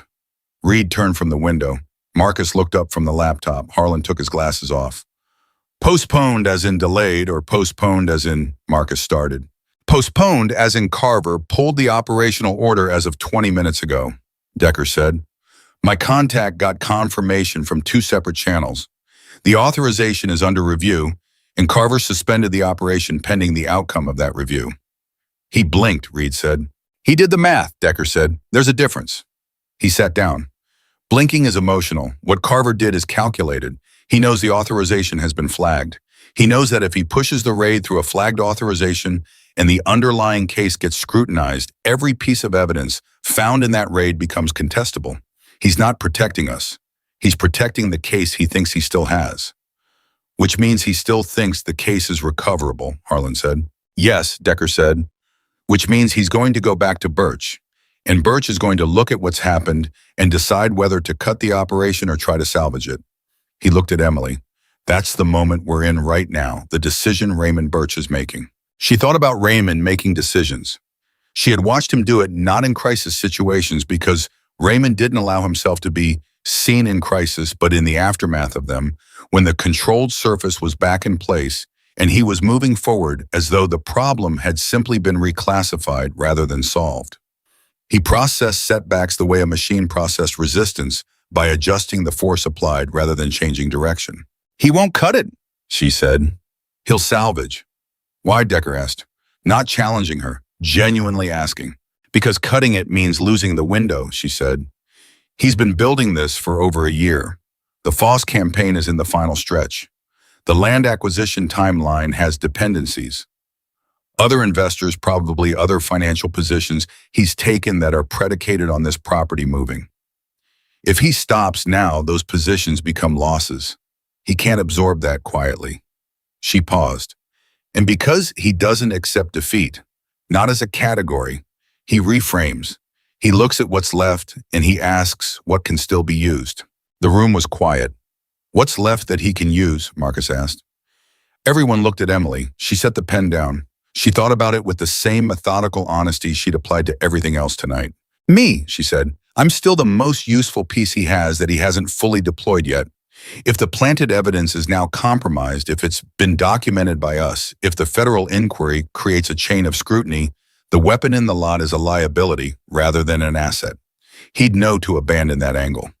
She looked at her hands. But if he can still create a scenario where I'm officially connected to this location in a way that looks like the cause rather than the response, if he can get a report filed and arrest made, anything that puts my name in official records before our documentation is widely distributed. He poisons the well, Harlan said. Your statement, the signed document, Patricia's testimony, all of it gets contaminated by the prior official record. Yes, Emily said. He doesn't need to win the whole case. He just needs to create enough noise that the real story gets buried under competing claims. She paused. He needs to move fast before the federal inquiry gets legs, before our documentation reaches enough people that it becomes the established narrative. So do we, Decker said. He looked at Marcus. Where are we on Whelan? I've got enough to place him in 3 meetings with Birch in the last 6 months through public records alone, Marcus said. Calendar disclosures, a building permit hearing he chaired where a Meridian-adjacent application was approved, in a city council work session where he advocated for expedited review of 4th District zoning applications. He paused. None of that is illegal on its face, but combined with the financial transfer documentation Patricia brought, it builds a picture, Harlan said, circumstantial but dense. Dense enough that a federal investigator has something to pull. I have more, Emily said. She tapped the legal pad. Whelan was at Raymond's house for dinner on a Thursday night 14 months ago. I was in the kitchen. I heard him say, and I'm confident in this because it landed strangely enough that I remembered the exact words he said. The variance will need to run through my office, but I can control the timeline. Raymond said, how long do you need? Whelan said, give me 8 weeks from whenever you're ready to move. Raymond said, I'll tell you when we're ready. That was the conversation. Harlan wrote it down word for word. That's direct, Marcus said. That's not circumstantial. No, Emily said, it's not. She looked at the legal pad. The problem is it's my word, one person's recollection of a private conversation with no corroboration. Combined with the financial documentation and the public record connections, it becomes significantly more than one person's recollection, Harlan said. It becomes a consistent pattern supported by evidence from multiple independent sources. My contact can work with that, Decker said. He said if we get him something on Whelan before 7 a.m., he can have it in front of a federal attorney by 9. 7 a.m. was 90 minutes away. Write it up, Decker said to Harlan. Everything Emily just said, formal, statement, format, her signature. Harlan was already moving. Decker looked at Emily. I need to ask you something. Ask. Is there anyone in your life who might be contacted by Raymond in the next few hours? Family, friends, anyone who knows where you are, or who might be used to apply pressure? She thought about it. The answer was short. No, she said. There's no one. She said it the way she said most things without drama, without the particular weight some people put on statements of isolation, as though the isolation was something to perform rather than simply a fact of the terrain. She had been alone for a long time, and she had made peace with it the way you make peace with weather. But something in Decker's face shifted slightly when she said it. Not pity, she would have felt that, and she would have moved away from it. Something more like understanding. The recognition of one person who knew what it cost to stand without anything to stand on, seeing it in someone else. Okay, he said. He moved on. He was good at moving on, which she respected. At 6:04, Marcus said, "I found something." He said it in the tone of someone who has been looking at a screen for a long time and has finally found the thing that makes everything else make sense. Everyone in the room oriented toward him. "The second planted weapon," he said. Emily went still.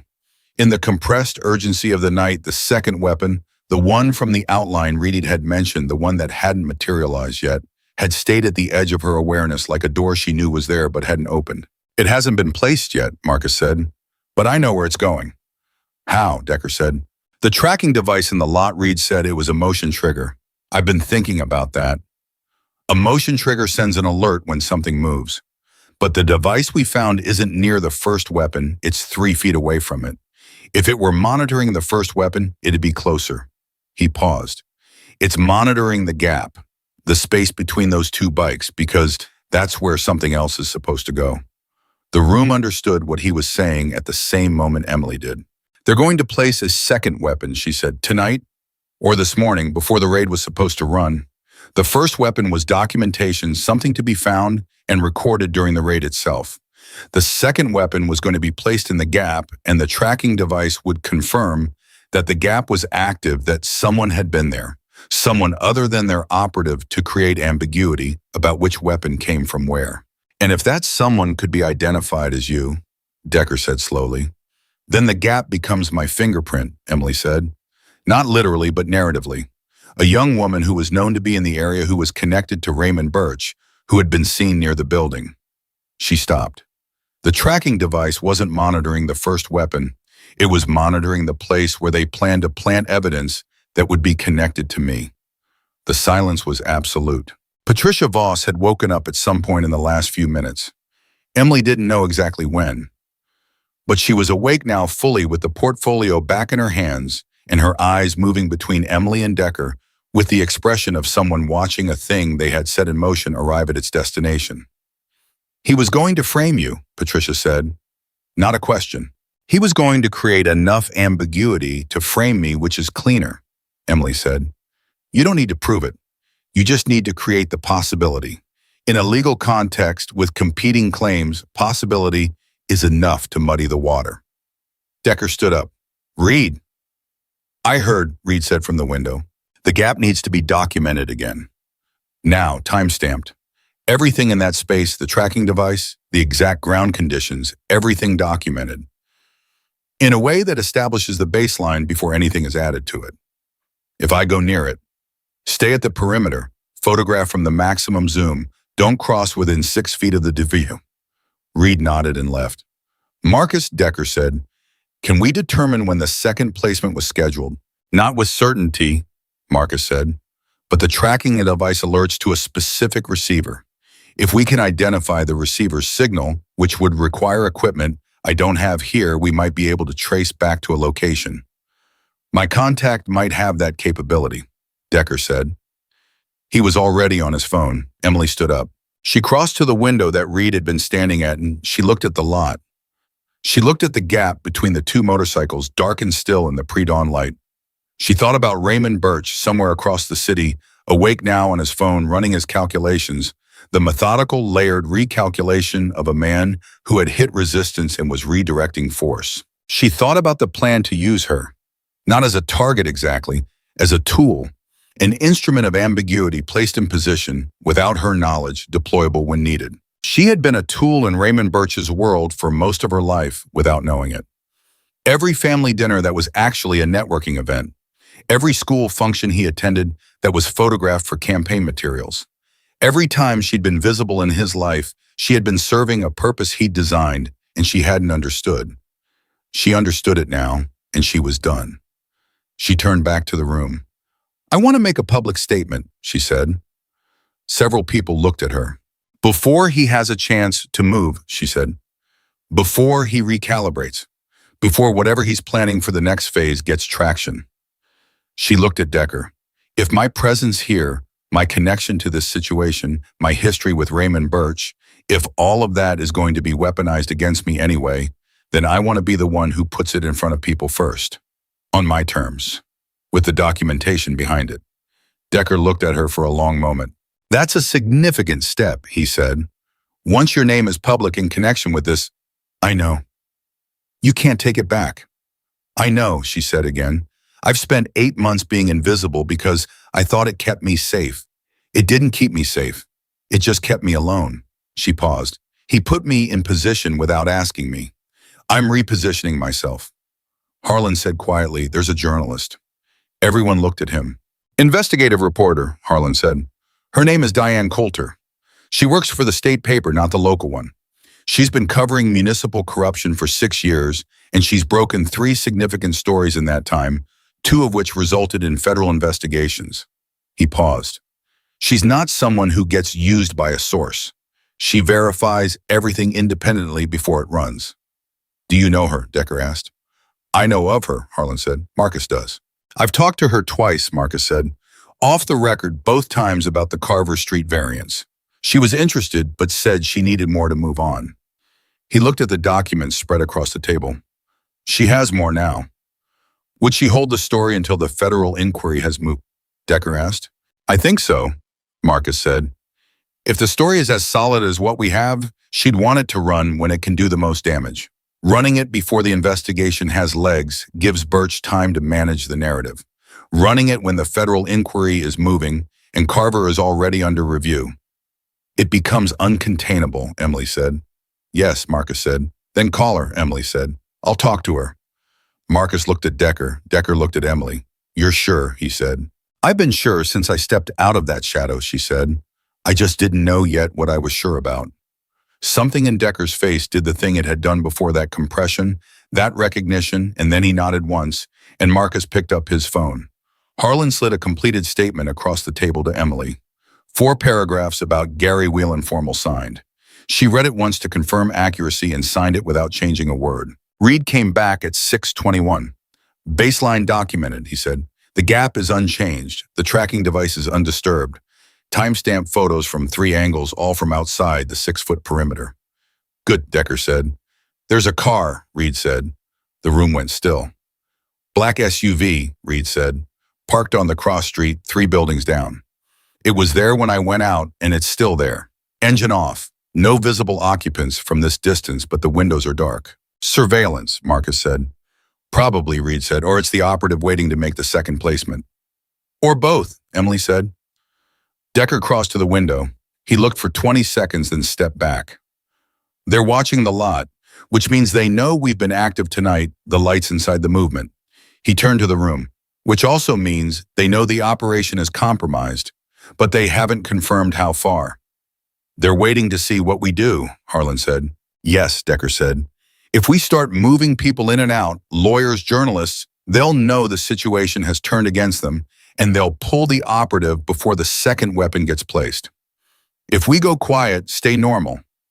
They might still try to make the placement, Emily said, which gives you the operative in the act, which gives us significantly more than a financial trace in a document trail, Decker said. He looked at Marcus.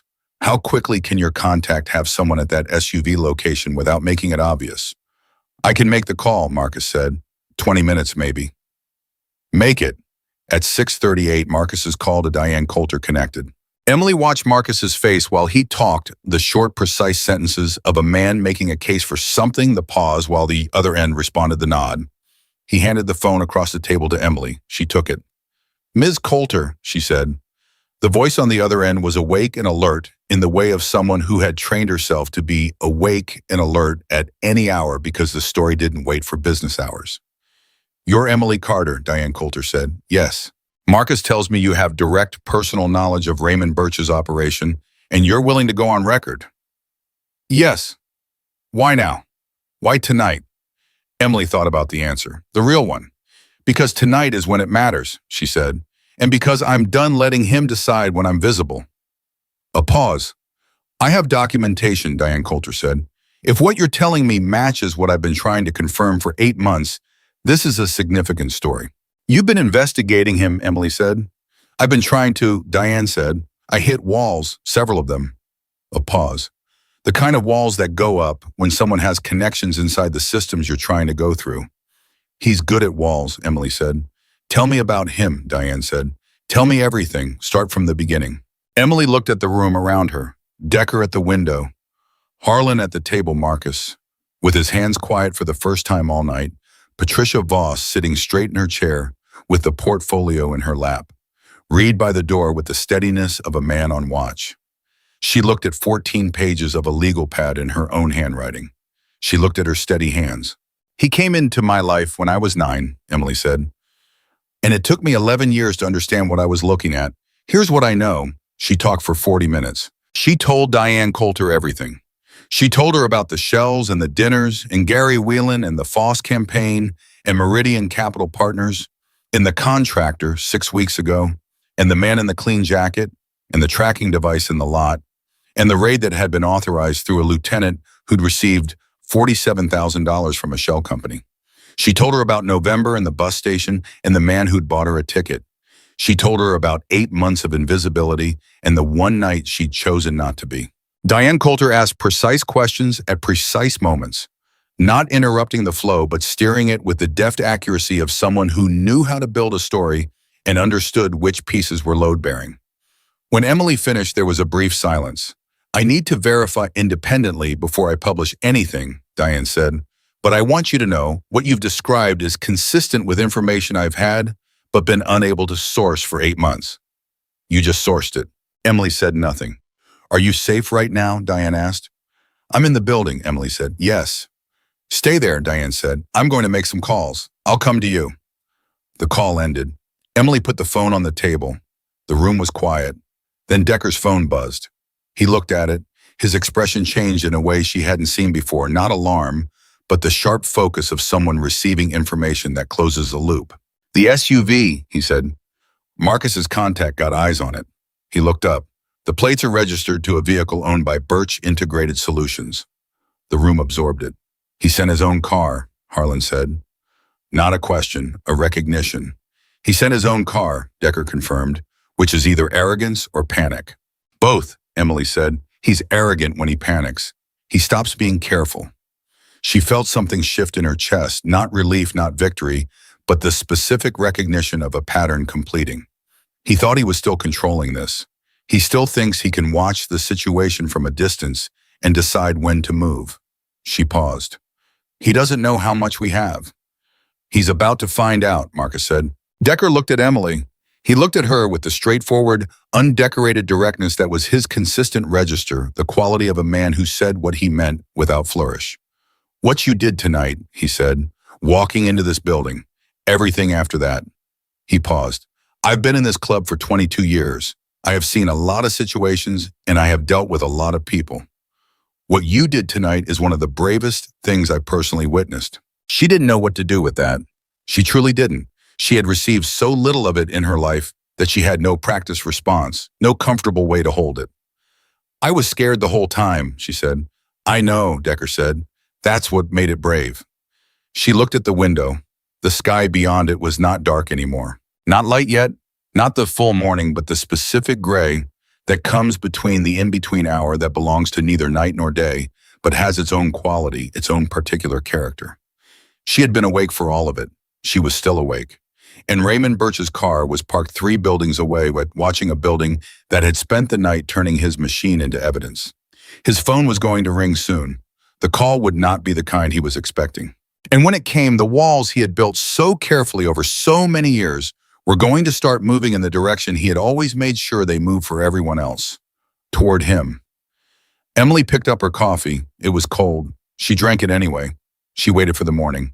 Diane Coulter arrived at 7:12 in the morning in a gray sedan that she parked 2 blocks away and walked from, which told Emily she understood surveillance and took it seriously. She was younger than Emily had expected from the voice, early 40s, maybe with the kind of face that processed everything it saw and gave very little back.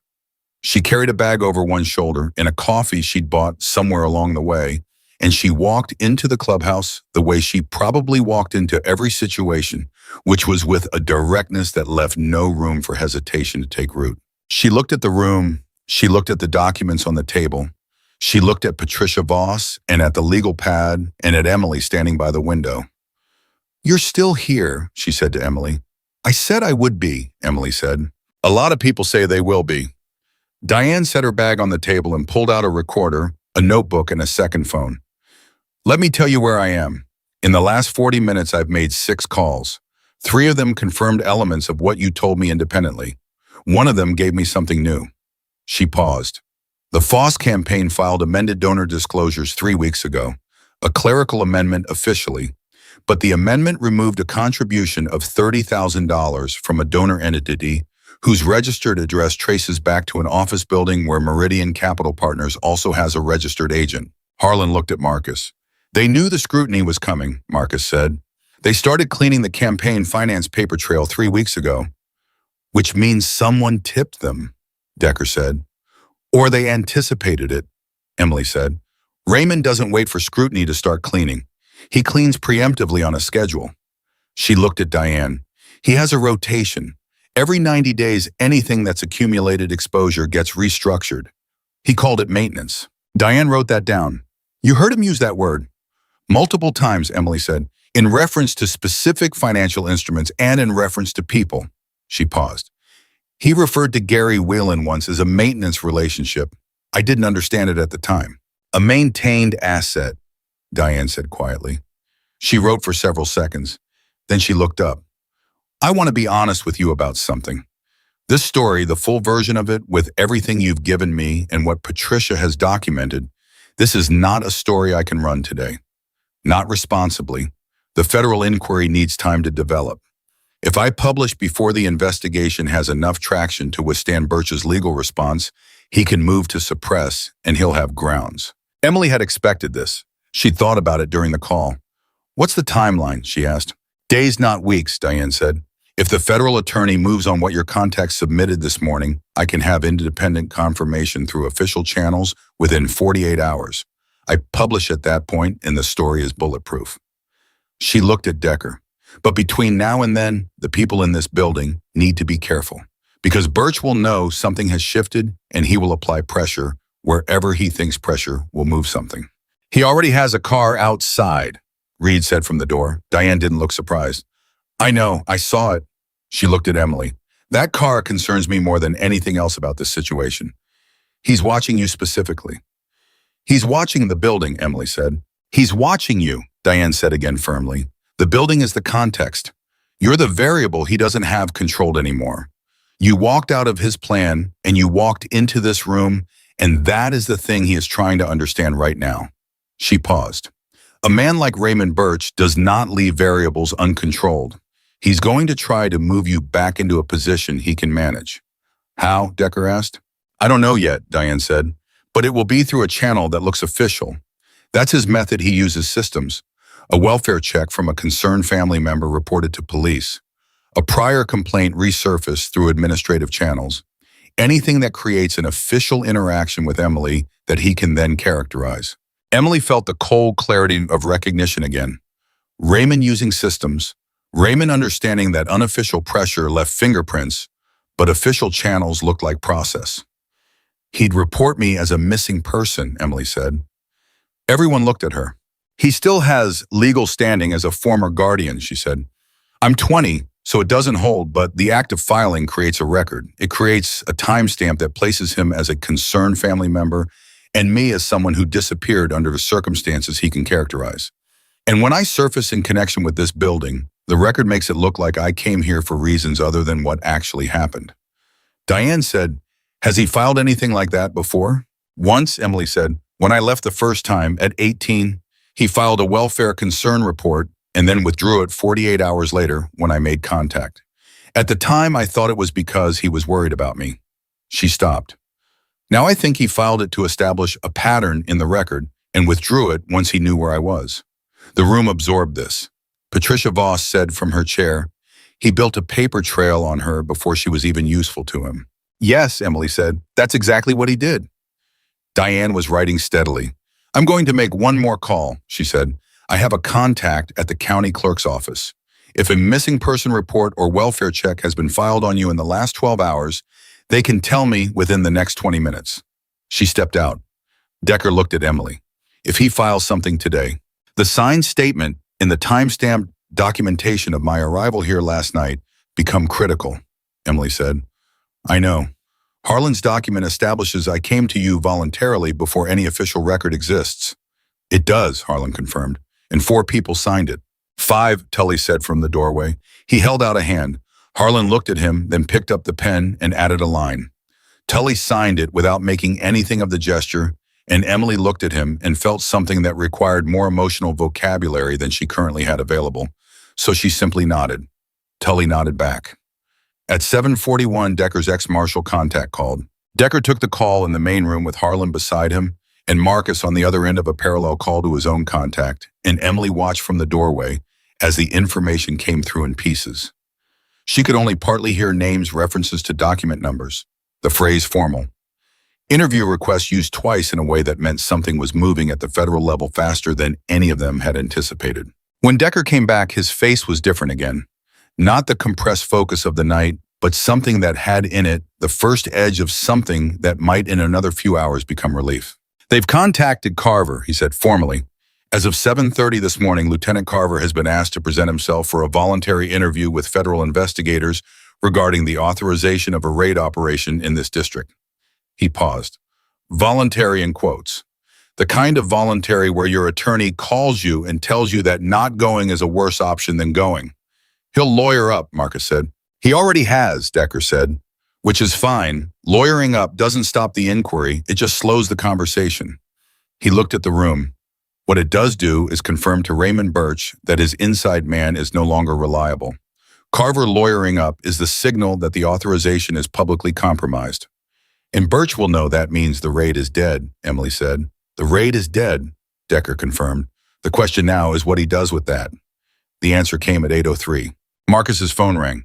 He answered it, listened for approximately 10 seconds and said, "Say that again," in a tone that made everyone in the room look at him. He listened for another 20 seconds. He hung up. He looked at Decker. "The operative," he said, "the man in the clean jacket, my contact got a make on him through the Birch Integrated Solutions vehicle registration. His name is Terry Olds. He's a field supervisor for Birch's security operation, been with the company 4 years. Where is he?" Decker asked.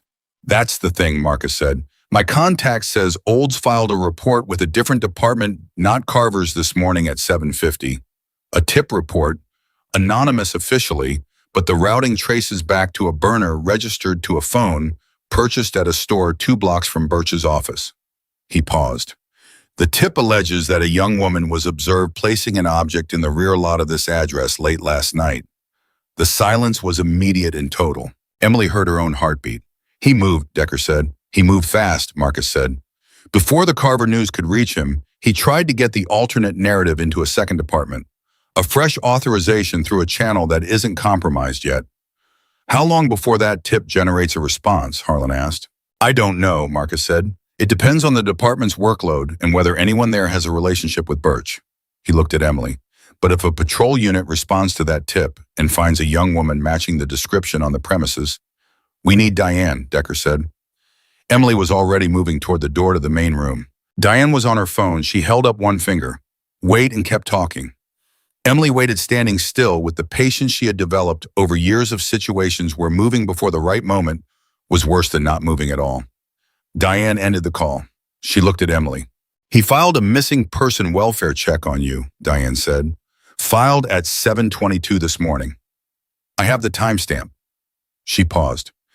"I also have something else. My contact at the clerk's office has a friend in a different department who just received an anonymous tip report about an incident at this address." "We know," Emily said. "How long?" "The tip is in a queue," Diane said. "Normal processing, no flags, no priority. Probably 2 to 4 hours before it generates a formal response." She looked at Emily steadily. "But the welfare check is faster. That goes through a different channel, and it's already been routed to a unit familiar with this district." "How familiar?" Emily asked. Familiar enough that I'd want to know who in that unit has had prior contact with Birch's operation, Diane said. I don't have that information yet. Emily looked at the door. She thought about the black SUV 3 buildings down. She thought about Terry Olds filing a tip at 7:50. She thought about Raymond Birch awake now in whatever space he occupied when his carefully maintained composure was being stress-tested, making calls in the methodical sequence of a man who still believed he could redirect the current if he applied force at the right points. She thought about 9 years old and dinner tables and maintenance relationships and welfare checks designed to create records. She thought about 20 years of being positioned by someone else. I want to go on record now, she said to Diane. Not in 48 hours. Now, everything I told you on the phone on the record with my name. Diane looked at her carefully. I told you I can't publish responsibly until... I'm not asking you to publish, Emily said. I'm asking you to record, with a timestamp. My full statement on the record with the documentation I've compiled, submitted to you as a journalist so it exists outside this building in a form that can't be suppressed. She paused. If a patrol unit comes through that door in the next 2 hours and I'm not here to defend the record myself, I need the record to exist independently. Diane looked at her for a long moment. Then she reached into her bag and put the recorder on the table between them. Start talking, she said. Emily talked. She said everything. She said it clearly and in sequence, and she named every name and cited every document, and she did it without her voice wavering once. Which was not because she wasn't afraid, but because fear had been a constant condition for so long that she had learned to function inside it, the way you learn to function in cold weather. You dress for it, and you keep moving, and you don't give it more authority over you than it's earned. Harlan sat at the table while she talked and placed documents beside the recorder. As she referenced them, Patricia's bank records, the corporate filings, the signed statements, the timestamp photographs from the lot. A physical record accumulating beside the audio. A record, each one reinforcing the other. It took 31 minutes. When she finished, Diane reached over and stopped the recorder. She looked at Emily with an expression that had moved beyond the professional assessment she'd walked in with.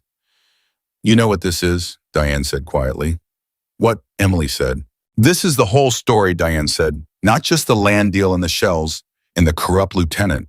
The whole story is you. A 20-year-old woman who was placed in a position she didn't choose by a man who counted on her having no power and no voice, and who spent one night finding both. She paused. That's the story people need to read. Emily didn't know what to do with that either. She was getting better at sitting with things she didn't know what to do with. Print what helps, she said. I don't need to be the story. You already are, Diane said. The only question is whether you're the story he tells or the one you tell. At 9:17, the knock came. Not a raid, not the compressed, sudden authority of a door coming off its hinges. A knock, 2 officers, one of whom Emily could see through the window as the kind of young and uncertain that meant he'd been sent rather than chosen to come. Decker went to the door. Emily stood in the main room with Harlan beside her and the signed documentation in Harlan's hands, and Diane Coulter 3 feet away with her recorder running. Decker opened the door. Morning, the officer said. He was mid-20s, clean-cut, with the specific discomfort of someone executing an assignment he's been given without full context. We received a welfare check request for an Emily Carter, 20 years of age. We have information suggesting she may be at this address. She's here, Decker said. She's been here since approximately 11:15 last night. Voluntarily. The officer blinked. He hadn't expected the immediate confirmation. Could we speak with her? You can, Decker said. He opened the door wider. Emily walked to the door. She looked at the officer. He looked at her. Are you Emily Carter? He asked. Yes, she said. Are you here voluntarily? Yes, she said. I arrived here last night at approximately 11:15 p.m., and I have remained here voluntarily since that time. I am not in any danger from anyone in this building. I came here to report information about a potential crime. She paused. I have a signed timestamp statement to that effect witnessed by 5 members of this establishment and documented by an investigative journalist currently present. She looked at him steadily. The welfare check was filed by Raymond Birch, who is my former stepfather, and who is currently under federal inquiry in connection with the information I reported. I'd like that noted in your response record. The officer stared at her.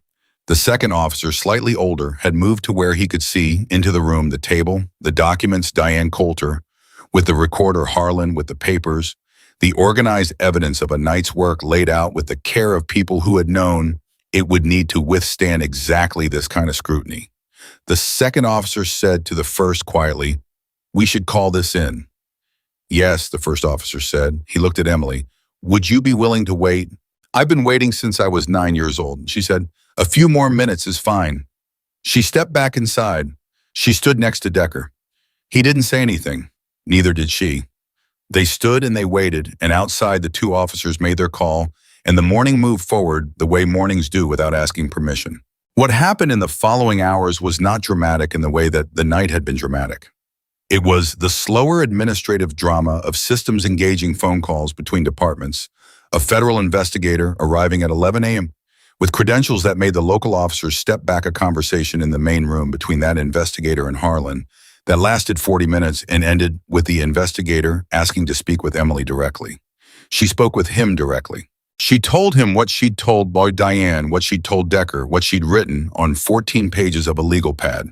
He asked precise questions. She gave precise answers. He handled the documentation with gloved hands and placed each piece in an evidence bag with a label. And watching her words and her memories become official, evidence felt like watching something she'd been carrying transform into something that could move on its own. At 1:30 in the afternoon, Marcus came in from outside with his phone in his hand and said, "Terry Olds has been picked up." The room responded to that in various ways. Reed exhaled. Tully sat down heavily in a chair. Harlan took his glasses off. Marcus looked at the table. Decker looked at Emily. "The operative," he said. "Yes," she said. "He was attempting to retrieve the tracking device from the lot," Marcus said. "Without the device, there's no physical evidence of the planned second placement. He was cleaning up." He paused.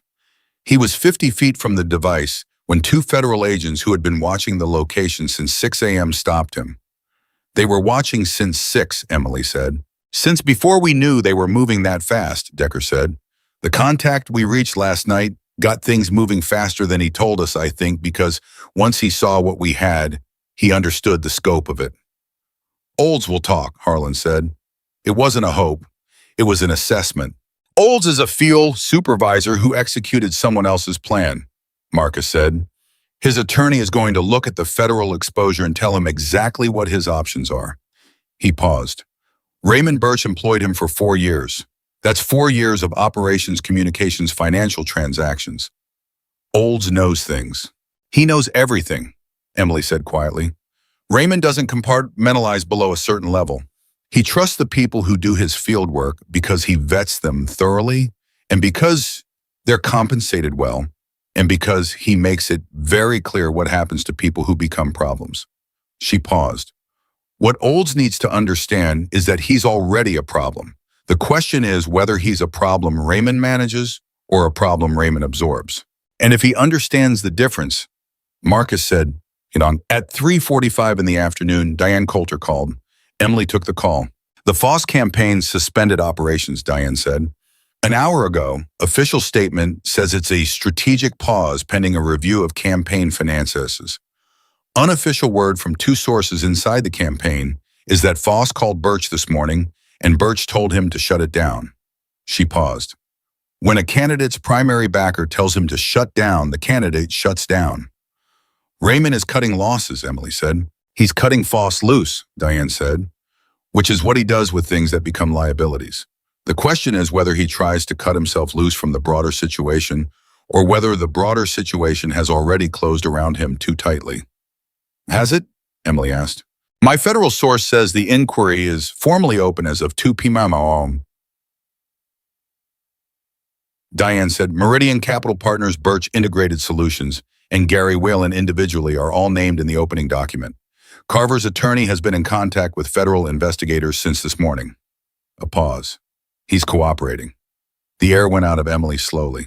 Carver was cooperating, which meant the inside man was now the inside source, which meant the authorization, the chain of command above Carver, the specific conversations and instructions that had produced the raid order, all of it was moving from the protected interior of Raymond Birch's operation into official record.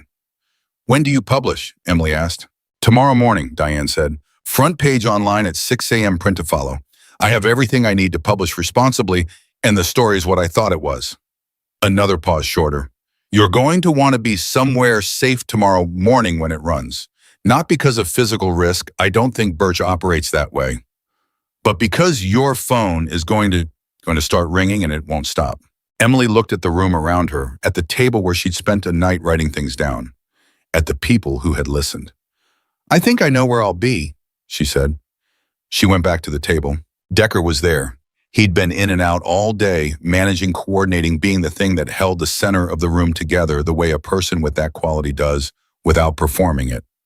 He looked tired in a way he hadn't let himself look all night, which meant the acute crisis had passed enough that the body was beginning to submit its invoice. He looked at her. Coulter. She publishes tomorrow, Emily said. He nodded. She sat down across from him. The room was quieter now than it had been in the previous 20 hours. Not empty, but settled the way a room settles after a storm has moved through and the people in it have started to remember what normal feels like. What happens to Birch, she asked. The federal inquiry takes time, Decker said. Could be months before anything formal. But the inquiry being open means he can't operate the way he's been operating. Every transaction, every relationship, every move he makes is now potentially under scrutiny. He paused. For a man who depends on operating quietly, that's a significant disruption. It's not justice, she said. Not yet, he agreed, but it's the beginning of accountability, which is the necessary step before justice. He looked at her. You understand that? Yes, she said. I do. She did. She had lived long enough in the space between wrong things happening and right things being corrected to understand that the space was rarely as short as it should be.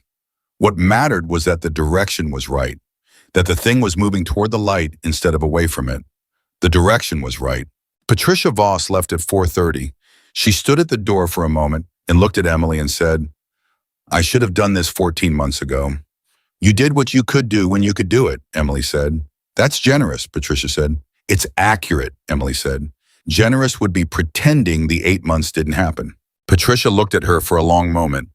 You're going to be all right, she said, not as comfort as assessment. The way Patricia Voss said everything with the precision of a woman who had spent her career in numbers and had learned that accuracy was a form of respect. I think so, Emily said. Patricia left. The afternoon moved toward evening. At some point, she didn't track exactly when Harlan brought food. Real food from somewhere hot, and he put it on the table without comment, and people ate, in the act of eating together in the aftermath of a night like that had a quality she hadn't encountered before. Not celebration, something quieter. The acknowledgement through the shared act of a meal that the people in the room had been through something together and were still in the room. She ate. She hadn't eaten since the day before. At 6 p.m., Decker sat across from her, again with a cup of coffee, and said, Where are you staying tonight? She opened her mouth to give her standard answer, which was a variation on, I'll figure it out. And he looked at her with the expression of a man who already knew what the standard answer was and was waiting for her to decide not to give it. She closed her mouth. She thought about 8 months of figuring it out. She thought about the specific exhaustion of constant improvisation. She thought about Patricia Voss saying you're going to be all right with the precision of someone who dealt in accuracy. I don't know, she said. The real answer. There's a room, Decker said. Above the main space, nothing extravagant, but it's a room and it's here and you've been here for the better part of a day already. He looked at his coffee. Nobody here is going to pretend they don't know what you did last night, and nobody here is going to use it as leverage over you. It's just a room. She looked at him. Just a room, she said. Just a room, he confirmed. She thought about what it meant to accept something without knowing yet how to repay it. She thought about the calculus of debt and gratitude and the ways people use both as control. She thought about Decker's face across all of the night's hours and all of the ways he had had the chance to use her and had not. Okay, she said, thank you. He nodded. He moved on. That night, lying on a cot in a room above the main space with the quiet sounds of the building settling around her, Emily Carter stared at the ceiling and thought about the morning. Diane Coulter's story would run at 6 a.m. Raymond Birch's name would be in print connected to federal inquiry, connected to Meridian Capital Partners and Gary Whelan, and a corrupted lieutenant in a campaign that had just suspended operations, connected to a planted weapon and a tracking device and a contractor who'd cloned an access card 6 weeks ago, connected to her. Her name would be in print too. She had agreed to that. She had made the choice with full knowledge of what it meant. And lying in the dark, she tested the choice. The way you test a knot, pulling on it from different directions to see if it held. It held. She thought about 9 years old. She thought about a man who had come into her life and understood immediately that a child without a strong anchor was a child who could be shaped into whatever the situation required. She thought about 2 decades of shaping the dinner tables, the maintenance relationships, the welfare checks designed to create records, the bus ticket to a city 90 miles away. She thought about a woman she'd never met who'd been carrying documents in her sister's house for 14 months waiting for someone to ask. She thought about a back door with a cloned access card and a man in a clean jacket and a tracking device pressed against the underside of a fender and the specific arrogance of a person who builds a machine and never considers that the machine might be observed. She thought about stepping out of the shadow. She thought about the laugh. She thought about the way the laugh had died when Decker looked at the gap between the motorcycles. She thought about 14 pages of legal pad in her own handwriting. She thought about steady hands. Outside the window, Millhaven was quiet in the way cities are quiet at 2 a.m, not silent but lowered the constant noise of the place reduced to its baseline. Somewhere out there, Raymond Birch was in a bed or a chair or pacing a room running calculations looking for the angles he hadn't yet worked. Somewhere Carver was talking to lawyers. Somewhere Terry Olds had made a choice about what he was willing to say and what it was worth to say it. Somewhere the federal inquiry document sat in a system with all of their names in it, official timestamp moving forward under its own authority. She closed her eyes. She thought, I did this. Not the ending. The ending wasn't written yet, and she understood that. Birch wouldn't be in a courtroom tomorrow. The land deal wasn't dead yet. It was contested. Carver's cooperation was the beginning of a process, not the conclusion of one. There were months of work ahead, legal processes that would grind forward at the speed of institutions, and none of it was guaranteed.